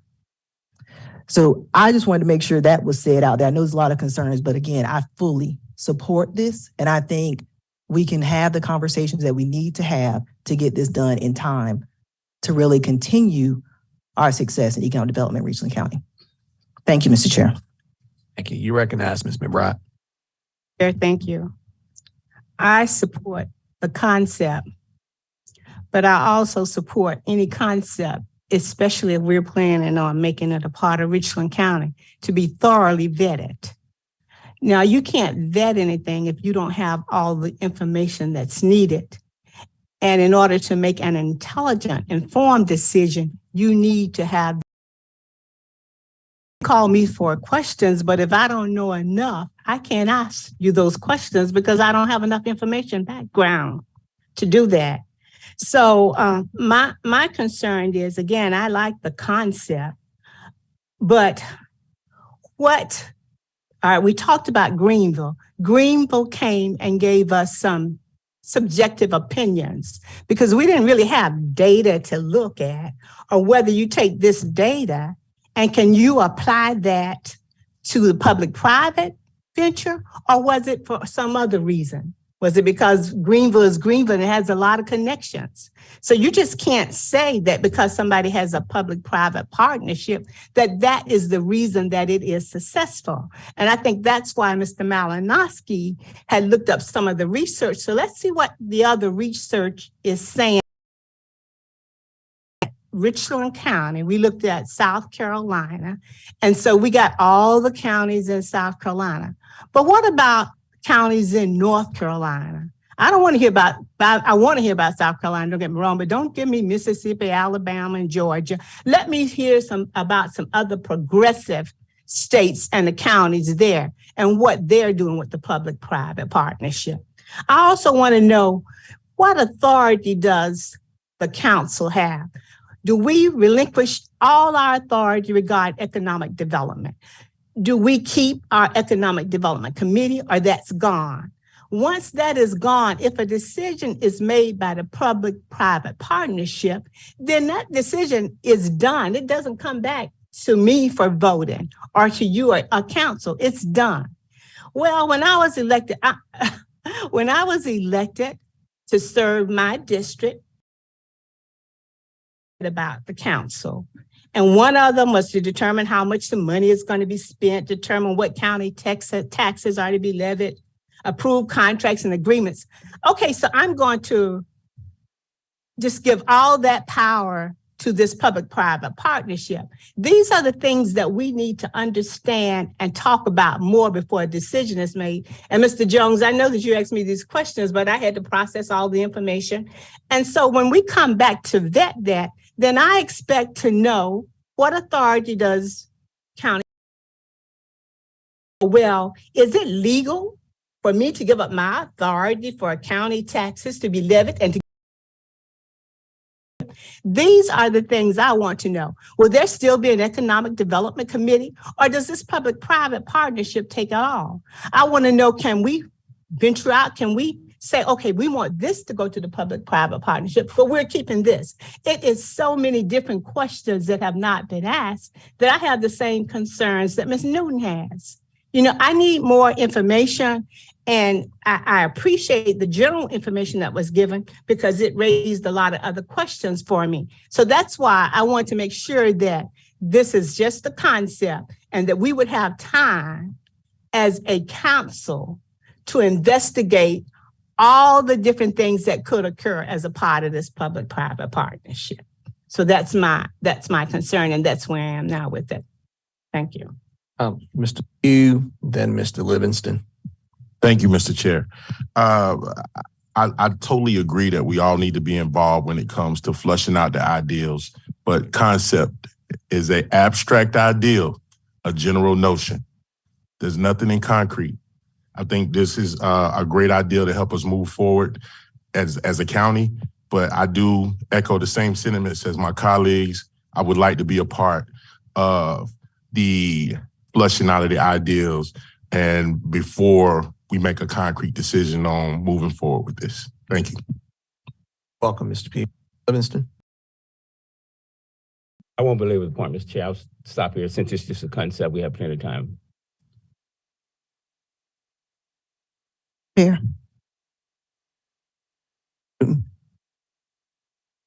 I must look inquisitive, It was me, Mr. Chair. Okay. Or you had a recognize? Jessica, yes, sorry. Recognize? No, I wanted to ask, could we call for the vote? That's why I said never mind. Oh, To Mr. okay. Jones, yeah, that's what I was getting Okay. at, never mind. So, please. Malinowski. Pugh. Yes.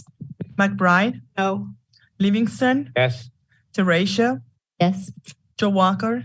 Yes. Barron. Yes. Walker. Founding, yes. Mackey. Yes. English. Yes. Newton. Motion Yeah. approved. Thank you, Madam Clerk. Next item on the agenda is item 16B. Move to approve. Second. Well, I'm sorry, this is still the report of the Economic Oh, Development so Committee. sorry. So, Item 16B, authorizing the transfer of certain property owned by Richland County Council, Richland County and located in Pine View Industrial Park and other matters related thereof. The committee's recommendation is for approval for first reading. heard the recommendation of the By title committee, only. and I've got a preemptive motion from Councilman Joe Walker. Any discussion or questions, Mr. Malinowski? Yeah, this just says authorizing the transfer of certain property. Are we buying or selling? We don't even have that. Director Rubel? Yes, sir. This was first, we had a quorum issue in the last Economic Development Committee meeting, and we couldn't go into executive session. This item was first with all the details, although it was voted for at the previous meeting. What we did was we separated the incentives and the real estate transaction into two separate items or two separate parallel paths. This is first reading by title only, just for the transfer for us selling the property to a potential company. And it's an confidential economic development project. Not any of the companies we've dealt with No, here sir, it's a tonight. new company. Yes, sir. Okay, thank you.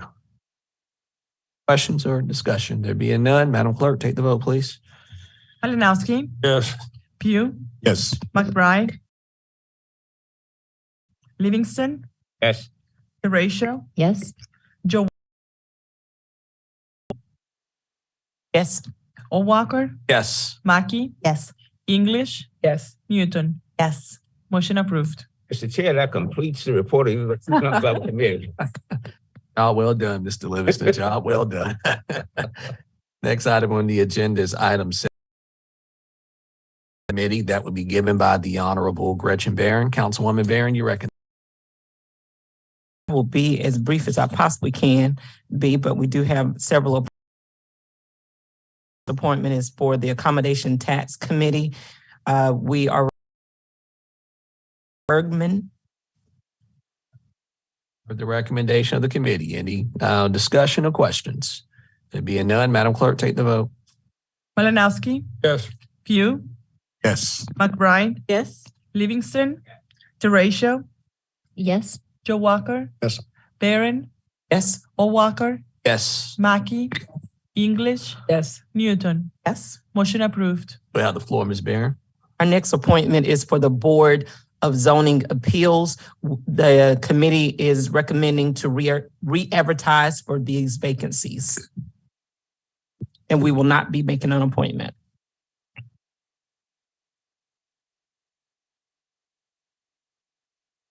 Fire vote? I don't. Yeah, the floor, Ms. Barron. Thank you. Our next appointment is for the East Richland Public Service District Commission. We are recommending Thaddeus Simmons, which is the incumbent. For the recommendation of the committee, any questions or discussion? You recognized Ms. McBride. Mr. Chair, I would like to recommend Ms. Catherine Fleming Bruce. She's a community activist. She's worked in Richland County for years and years. Mr. Simmons, I know, has done a great job. I think as an incumbent, he served, 5 years. And I would like for someone else to have an opportunity that's interested. The recommendation from the committee is Mr. Simmons, but you have a motion to recommend Ms. Bruce. Second. It's been moved to properly second. Any discussion? You recognize Ms. Newton? A quick question, and I know Ms. Bruce and agree that she's a fantastic candidate. I guess generally speaking, I defer to the committee and just didn't know if any other committee member had anything that they wanted to share just before we took this vote. Thank you. Aaron? Thank you. So whereas this was a difficult decision for us, and we did have some conversation about this, Mr. Simmons has served one term, and although he has served one term, there is one particular project that he is in the midst of, and we just, for me, I would like to at least give him the opportunity to complete that project. Not that it can't get done without him being on council, being on this particular board or in a commission, but I'm of the opinion to allow him to finish the job he started. Thank you. No questions regarding? All right. There being none, Madam Clerk, take the vote. And again, the motion is to appoint Ms. Catherine Fleming Bruce to the East Richland Public Service District Commission. That's authored by Ms. McBride, and it's been seconded. Malinowski. Mr. Chair. You recognize Mr. Wright? It's my understanding that initially it was for the recommendation was Mr. Simmons. Well, that was the recommendation from the committee, but Ms. McBride has since made a motion. So you're going to vote, right? So we're going to vote on that motion prior to the right. And depending on how that motion goes, will determine if we land back at 3A or not. All right. Continue on, Madam Clerk. Malinowski.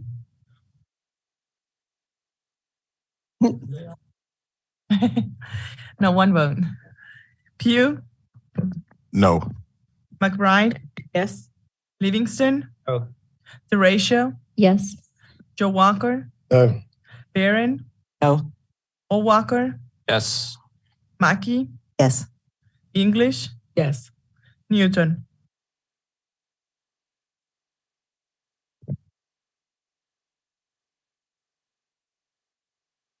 Motion fails. All right, so that brings us back to the original recommendation of the committee, which is to reappoint Mr. Thaddeus Simmons to the East Richland Public Service District Commission. Madam Clerk, take the vote. Malinowski. Pugh. Yes. McBride. No. Joe. Yes. Joe Walker. Yes. Barron. Yes. O'Walker. Yes. Mackey. Yes. English. Yes. Newton. You have the floor, Ms. Barron. Our next appointment is for the Lexington Richland Alcohol and Drug Abuse Council, known as LRADAC. The committee recommends LL or Buddy Wilson, the incumbent, for reappointment. Recommendation of the committee. Questions or discussion? And Madam Clerk, take the vote. Malinowski. Pugh. Yes. McBride. Yes. Livingston. Yes. Derecho. Yes. Joe Walker. Yes. Barron. Yes. O'Walker. Yes. Mackey. Yes. English. Yes. Newton. Yes. Motion approved. Aaron? Our next appointment is for the Richland Memorial Hospital Board. We have several appointments, and the first one is Virginia Crocker, Patrick Palmer, Justin Shinta, James Manning, Mary Spivey, and Ronald Scott. For the recommendations of the committee, any questions or discussion? Ms. Newton, you're recognized. Mr. Chair, was the first name D. Virginia Crocker? That is correct. Thank you. Mr. Livingston? Which of those are incumbents? The incumbent is M. Mary Spivey and Ronald Scott. Questions or discussion? None. Madam Clerk, take the vote. Malinowski. Pugh. Yes. McBride. Yes. Livingston. Yes. Derecho. Yes. Joe Walker. Yes. Barron. Yes. O'Walker. Yes. Mackey. Yes. English. Yes. Newton. Yes. Floor. Thank you, Mr. Chair. In the mode of appointments, we are looking to make notification of vacancies. You can find all those vacancies in your packet on page 170 to 181. It's our goal to tentatively begin these appointments in November the 14th of 2023. They're listed, and those are items A through L. You'll see there, we want to also encourage council members to speak with your constituents throughout your district to continue to give us a strong pull. That's the recommendation of the committee. Recommendation of the question or questions? Ms. Tracio, you recognize, ma'am. Thank you. I'm thinking about a specific commission and a specific constituent in this question, but hopefully it'll apply to everybody. So my question is, if someone has applied and been interviewed for a commission in the past year, will they still be able to be considered going into this next cycle, or will they need to reapply and re-interview? So the applications they stay on file for 1 year. And if they did not make a particular appointment, the clerk's office does reach out to them and ask if they want to keep their file active. And if that is the case, then they will rejoin this pool in the upcoming re-advertisement. Okay, thank you very much. No questions or discussion. Now, Ms. Pride, you recognize. Yeah, just briefly, I want to thank the Rules Committee for doing an outstanding job, and we're seeing many more the effort, and the clerk's office for getting that information out and having more of our constituents to apply for these vacancies that we have, and also for the information that you've given us in terms of the demographics in each of the area. But it would be good if we would know how many people, so that we would not have more than one person from one district serving on some of the boards, that we could have some of that information. I know you did a lot of it already, so I just wanted to thank them for the work that they're doing. Thank you, Ms. Smith. All right, Madam Clerk, take the vote. Malinowski. Yes. Pugh. Yes. McBride. Yes. Livingston. Yes. Teratio. Yes. Joe Walker. Yes. Barron. Yes. O'Walker. Yes. Mackey. Yes. English. Yes. Newton. Yes. Motion approved. Next item, I'm sorry, Ms. Mayor. So that does, just would be remiss to not mention that this is Mr. Malinowski's last, this was his last appointment, and we're gonna miss him, but we're sending him out on top of the world in that committee. That's why I voted for everything you put out there. It gets better with Mr. Malinowski later in the evening, though. It gets a lot better. All right, next item on the agenda is item 18, report of the Transportation Ad Hoc Committee. That will be provided by the Honorable Jessica Mackey. Madam Vice Chair, you're recognized. Thank you, Mr. Chair. The Transportation Ad Hoc Committee has a recommendation for is the SCDOT I-26 widening mitigation bank credit transaction. I did want to point out to my colleagues that initially there was a request from DOT prior to the actual Transportation Ad Hoc Committee meeting. There was a change in that requested amount. In our packet appears to be their original request, not the changed request. And so I would want to read aloud. The committee voted on the changed request, but those numbers didn't make it into this document. So I want to make sure everybody's clear. So originally, SCDOT requested 25.750 wetland credits and 26,862 stream credits. That was the original request. But then they came back, changed their request, and we voted on it at our last Transportation Ad Hoc Committee meeting. That request is for the widening of I-26 in Calhoun and Lexington counties for 22.80 wetland credits and for 16,500 stream credits at a rate of $12,500 and $175 per credit, respectively. Committee recommends approval of The recommendation of the committee. Any questions or discussion? You recognize Mr. Malinowski. Thank you, Mr. Chair. In the write-up on page 183, after the first chart, it says that Director Maloney estimates the remaining projects in the transportation penny program will require stream credits. And it says those numbers would increase if the penny tax is extended and more projects are added. Yet by selling this many stream credits, it says the available county credits are 3,400, which is exactly the number that we need. Is it wise to go right down to the bare bones minimum? What if we do need something else? Yes, I'm sorry. So Director Maloney is not here, but I know ACA Jensen is available to address all mitigation bank credit questions. Looks like you stressed that all. No pressure. Just want to put that out there. I'm not sure if I can bring these gifts to you. Thank you, Mr. Chair, if I may be recognized. Absolutely, you're recognized, Mr. Jensen. Thank you, sir. ACA Jensen for the record.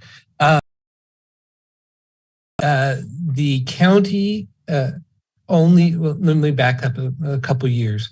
So the mitigation bank was created on approximately 50% of the ground that the county acquired. So the county has the ability to do a phase 2 with roughly the same number of credits. So that is our intention, that if a penny phase 2 comes about, a mitigation bank phase 2 will come about. Thank you. So we have a whole card we haven't shown yet. Yes, sir. All right.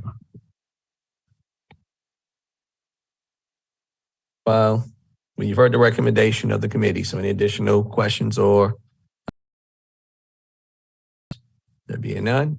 Clerk, take the. Malinowski. Yes. Pugh. Yes. McBride. Yes. Livingston. Yes.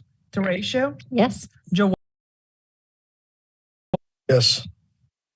Barron. Yes. Walker. Yes. Mackey. Yes. English. Yes. Newton. Motion approved. Mr. Chair, that concludes the report of the Transportation Ad Hoc Committee. Madam Vice Chair, next item on the agenda is item 19, report of the Coronavirus Ad Hoc Committee. That would be provided by the Honorable Gretchen Barron. Councilwoman, you're recognized. Thank you, sir. So several months ago, my colleagues, you probably remember when we're going through ARP funding and relief dollars, we had several pots of money going on at the same time. One of those pots were I have to slow down and say it, our CDBG CV funds, and those were set aside to allow through a block grant that would allow us to be able to do some projects within the community. And because these funds are still readily available and we need to make some awards to two particular projects in the amount of $150,000, we'd like to recommend that this body would approve for us to go ahead and move forward with those two public service projects. Further recommendation of the committee. Any questions or discussion? There being none, Madam Clerk, take the vote, please. Malinowski. Pugh. Yes. McBride. Yes. Livingston. Yes. Teratio. Yes. Joe Walker. Yes. Barron. Yes. Walker. Yes. Mackey. Yes. English. Yes. Newton. Yes. Motion approved. You'll have the floor, Ms. Barron.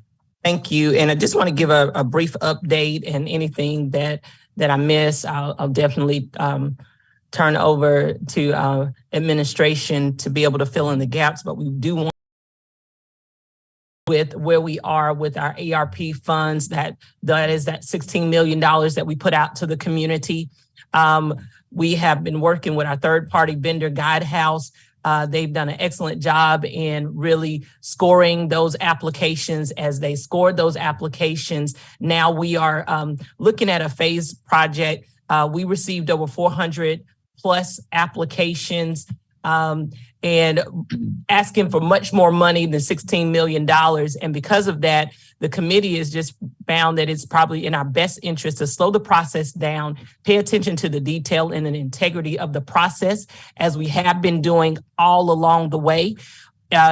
Everyone knows that I wanted to get this money out in the community as quickly as possible. but I would prefer that we get it done the correct way the first time. And so we are going to have to delay some of the funds getting out in the community so that the Guidehouse can take another step further, because what we've asked them to do now is they're going to look at, they've done a risk assessment, and with the risk assessment, anything that scored 15 or greater on this risk assessment is now going to be measured against the county's rubric. And so as it's measured against the county rubric, you'll remember this is something that our colleague, Ms. McBride, championed for. So now Guidehouse will look at those meet that risk assessment, and then from there make a recommendation to the committee. And the next steps will be, once we receive that list back from Guidehouse, then the committee will need to take a closer look at how we are going to fund everyone, because we already know that even in that risk assessment, 63 applicants that we are taking a closer look at, and well more than 16 next steps. There's no action that's needed to be taken, but the committee did want to give the council an update on where we are and where we're going with this. Definitely, Mr. Brown or ACA Thomas, definitely yield to you all. I guess before we entertain any input from Mr. Brown and his team, if I heard you correctly, there's no action needed from council tonight on this item. This is really just an update, right? Correct. Yes, sir. Thank you, Councilwoman. Mr. Malinowski. Just real quickly, Administrator Brown, the Guidehouse costs for them running this program, they're coming out of these funds also? Yes, sir. Thank you. Questions or discussion? You recognize Ms. McBride. I'm very happy to hear that you're slowing the process down so that we could get all the details necessary. And hopefully with this new process in place, we could look at equitable distribution of funds, because that was a main part of the OPER program requirements. And I did push for the rubric. I didn't get the rubric I wanted, but I did push for it. Thank you. Aaron, does that conclude your report? It does. Yes, it does. And it does. Mr. Chair. Yeah. Yes, you recognize Ms. Mackey. Thank you. I apologize. Under my previous report for item 18A, I'd like to move for reconsideration. Second. Properly second. Any discussion? There being none, Madam Clerk, take the vote, please. No. Malinowski. No. Hugh. No. McBride. No. Livingston. No. Teratio. No. Joe Walker. Barron. No. O'Walker. No. Mackey. No. English.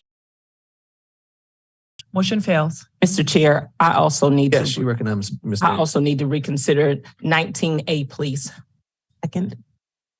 Properly second. Any discussion? There being none, Madam Clerk, take the vote, please. Malinowski. No. Hugh. No. McBride. No. Livingston. No. Teratio. No. Joe Walker. No. Barron. No. O'Walker. No. Mackey. No. English. No. Newton. Motion fails. Mr. Malinowski?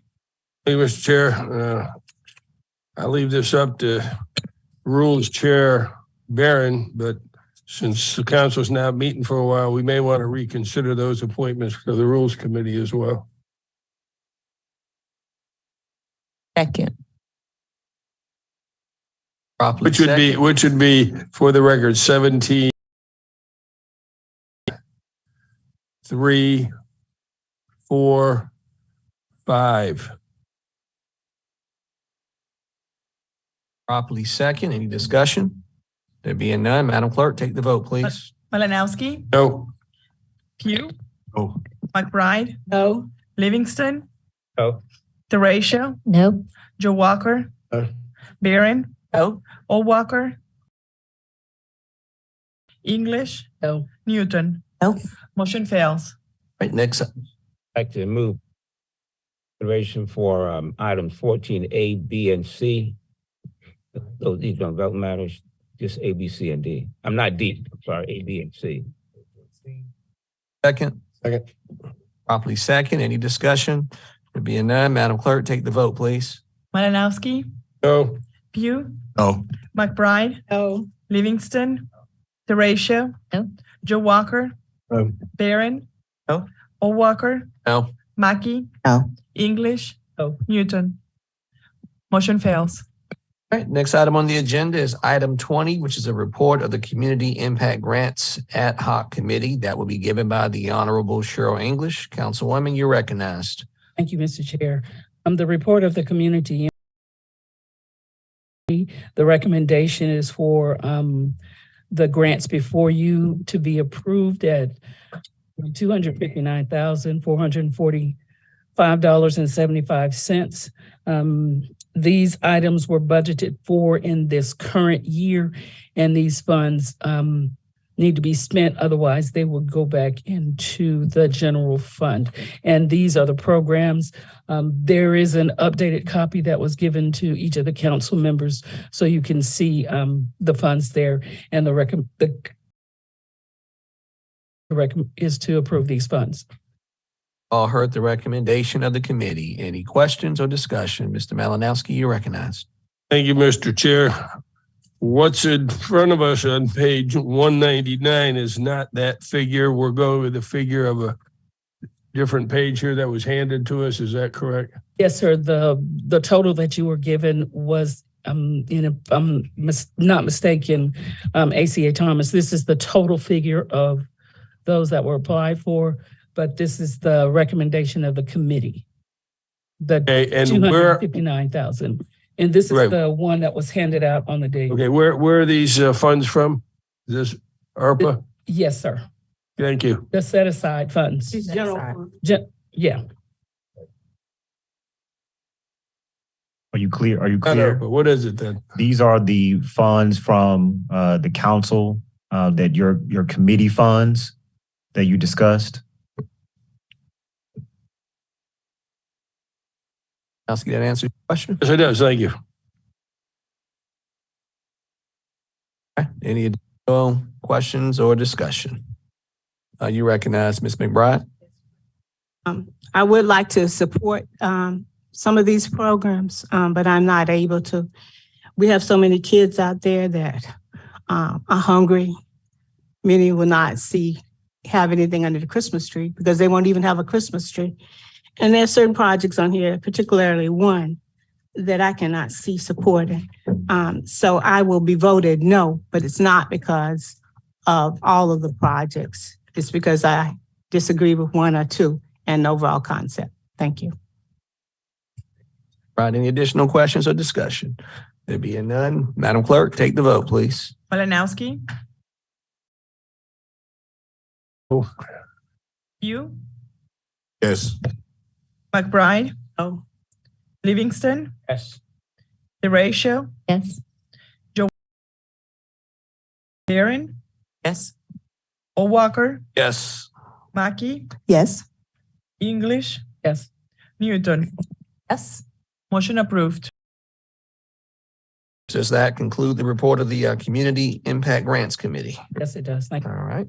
Mr. Chair, I apologize Yes. for interrupting. Ms. English. Ms. In English. terms of the timeliness of that item will be To reconsider. Second. All right, it's been moved to properly second. Any discussion? There being none, Madam Clerk, take the vote. Malinowski, Yes. Pugh, Yes. McBride, Consideration, correct. Consideration. I'll make sure we got consideration. you want me to start revote? Please, Madam Clerk. Oh, that was. Yeah, please. Malinowski,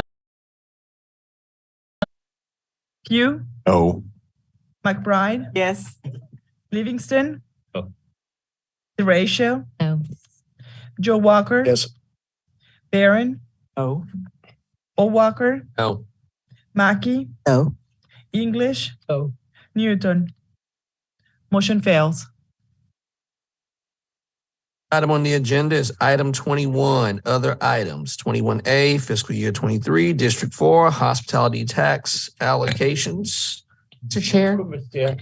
Second. Been moved to properly second. Any discussion or questions? There being none, Madam Clerk, take the vote, please. Malinowski, Yes. Pugh, Yes. McBride, Yes. Livingston, Yes. Teratio, Yes. Joe Walker, Nope. Barron, Yes. O'Walker, Yes. Mackey, Yes. English, Yes. Newton. Motion I move for approved. reconsideration. Second. There being none, Madam Clerk, take the vote, please. Malinowski, No. Pugh, No. Bryan, No. Livingston, No. Teratio, No. Joe Walker, No. Barron, No. O'Walker, No. Mackey, No. English, No. Newton. No. Motion approved. Motion fails. Next item on the agenda is item 21B. I think I stated earlier in the meeting that Mr. Malinowski was not done with his magic. So that brings us to item 21B, fiscal year 23, District 1. Mr. Chair, I move to Hospitality approve. tax allocations. Move it properly.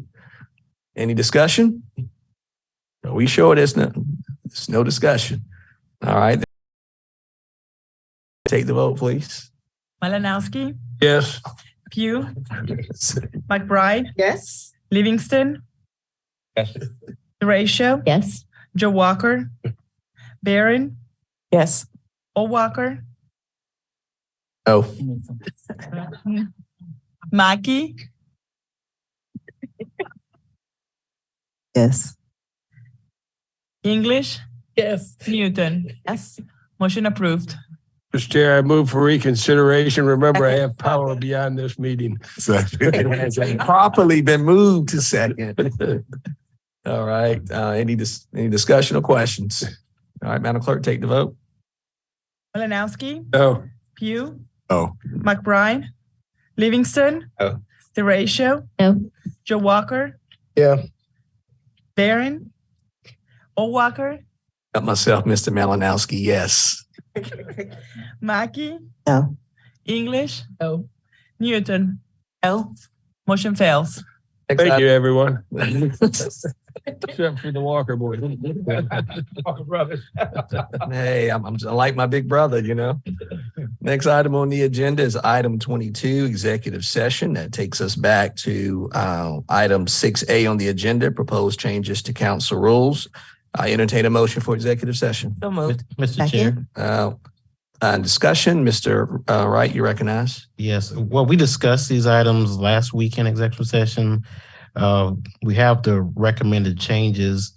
I guess unless there's someone that has some questions about it, I'm not sure if it's necessary for us to go into executive session, or we can deal with the record.